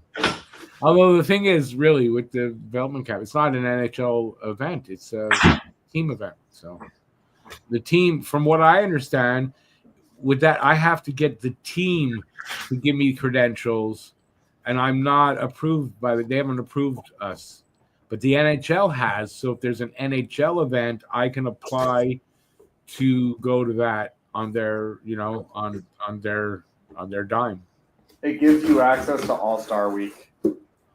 Yeah, if any event, and I can go anywhere that they're having an event. It doesn't have to be in Montreal. But once you've been accredited by the league, yeah, you apply, and if they let you, they go. Sometimes they won't approve you to go, even though you're accredited. But usually they do. But I'm not going to go to another city. I'm not traveling. I'm not going to travel, I don't think. But I could, and not only that, you pay your own expenses to get there, and while you're there, but they'll pay for the hotel. They put you up in a hotel when you're there officially. So then why not? They're going to pay for that, Rick. I think that you should go. What? They're not going to do that here for the development camp. No, but if there's an NHL event, Yeah, okay, you got the money to go there and to stay there, and I don't have that. So what But I if do? they pay for you to, if they pay for your They flight, pay for your hotel. That's it. You got to get there, and you got to pay your own food and all your expenses other than the hotel. Maybe there's some food involved when you're at the event because there is food, but you still have to get there and get home. I don't know, Rick. I would have done it. I would have taken out a small loan and That's just a little white privilege talking there, boys. aren't you white? Yeah, maybe white, not privileged though.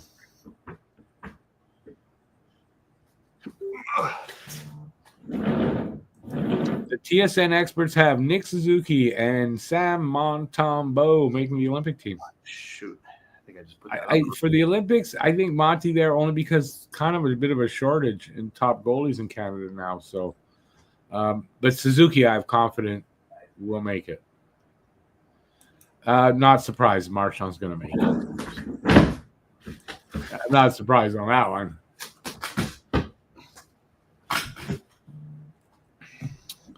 All right. Well, it seems like Cam is packing up or Are you unpacking or packing? unpacking. Sorry, I've been meaning to. Yeah, no worries. I just got this hockey trainer thing and I put it on the wrong way. What do you mean a hockey trainer thing?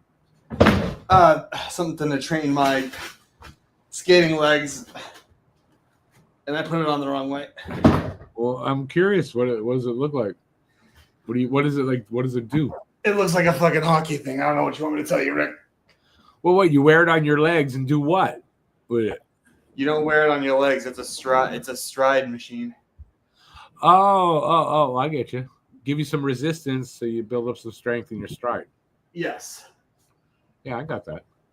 I mean, I don't have one, but I get it. Yeah, I'm just stupid and I put it on the wrong fucking way.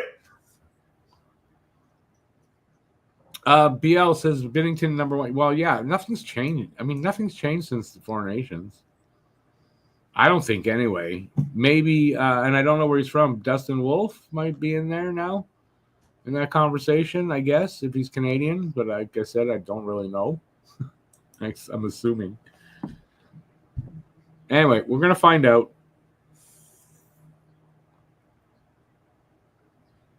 BL says you're hoping for an invite to Bruins rookie camp, Cam, but they're not accredited. So, like, No. Don't Puck with Media is not accredited. Talking Habs has been accredited. I think he meant, like, am I being like invited to participate? Oh, you're getting ready for it, but it's too late. It already started. He's a little late if that's the case. Dustin Wolf is American, so scratch what I said. But you never know. Somebody might emerge during the season, to be added to the list. But I'm fine with Monty. It's not a knock on Monty. He's working. Yeah, he's working out his legs for training camp. He's going to Bruins training camp, hopefully. No, I'm working out for beer league. It's also a great workout for your legs. It works out your butt, everything. Beer league. Fun times, man. Fun times. Not really, dude. My skating legs suck. I thought it was because I would be smoking that would really screw me over. Hell no, dude. It's because my freaking legs and my ankles are ass. Yeah, you ever see hockey players' fucking legs and shit? They're like, you see, Marty St. Louis still has like crazy big legs, thighs especially, but huge calves. Crazy stuff. Yeah, trust me. I know, Rick. I know you know. I know. Biel says, look at this. Biel says Draisaitl dual citizen, so that's with Canada and Germany. Should be in by Olympic time. We might have Draisaitl. I don't think that's how it works with the Olympics. When you're a dual citizen, you can play for either country that you're a citizen of. Yeah, I don't think Draisaitl's gonna play for Canada. Sorry. Well, it's your fucking problem. Why is that my problem? It's your problem because we're Canada and he's going to play for us. He's not. We'll see. He's not going to do that to his home fucking country. Why not? Why would he? Other players do that. I doubt it. Name one. Off the top of my head, can't do it. There you go. So then clearly it doesn't happen frequent enough to star players. No, I'm demented, remember? Yeah, right now you're thinking that he's going to play for Team Canada. Yeah, Well, there you go. not in the Olympics. I could see the Four Nations, but not the Olympics. BL says that your excuse with your smoking is bullshit because Marilyn Mew was a smoker. You're a smoker, BL. There you go. I don't think BL is, for some reason. I don't know this, but I just have that feeling. And I'm probably wrong, but No, I said that I thought my lungs would be shit because I would smoke, but no, it's not even my lungs. It's my freaking ankles are weak as shit. it is partially your lungs because the amount of oxygen you take in really helps for all that stuff. And I know this because I have sport. I could go hours on a bike, like on a stationary bike. So could I. Forget it. Like I just Back in the day. ice on gas. Well, I used to have. Well, I still do. I have sports asthma, so like So when I was younger and I was playing hockey, at the beginning before I got a pump, it was difficult, man. It was difficult, and I got the pump, use it before the game, and wow, what a difference out on the ice. You can breathe. You're getting oxygen. It's great. It's totally different. Yeah, I believe it. All right. On that note, we have hit 2:30. So I'm going to come back on cam, obviously. Yeah. So listen, I don't think anything else is really big is going to happen, to be honest with you, today anyway. It doesn't seem like it. And if it is, it's going to happen later. So we're going to take off. If there's anything big that happens for the Habs, I'll come back out and I will do a video. I'm probably going to do a video looking at the Mayu trade for Bolduc, and I'll probably just do like a roundup for what happened today. So I'm going to work on that when I'm out of here. And that's it. Thanks to everybody for being here. I don't know what Cam is doing here, but it sounds like he's killing something. But thanks for being here, Cam. I appreciate it. Bye, everybody. I appreciate the company. I appreciate thanks to Eric for being here earlier. And that's it. So again, thanks for watching. See you soon. Be back soon. Till then, stay safe out there. Peace out, everybody. Have a great rest of the day and go Habs, go. Go Bruins. Go Bruins. All right, peoples. Let me just I got to do this stuff. I got to find out where am I? All right. Ciao, everybody. Yeah, that's it. Ciao, everybody.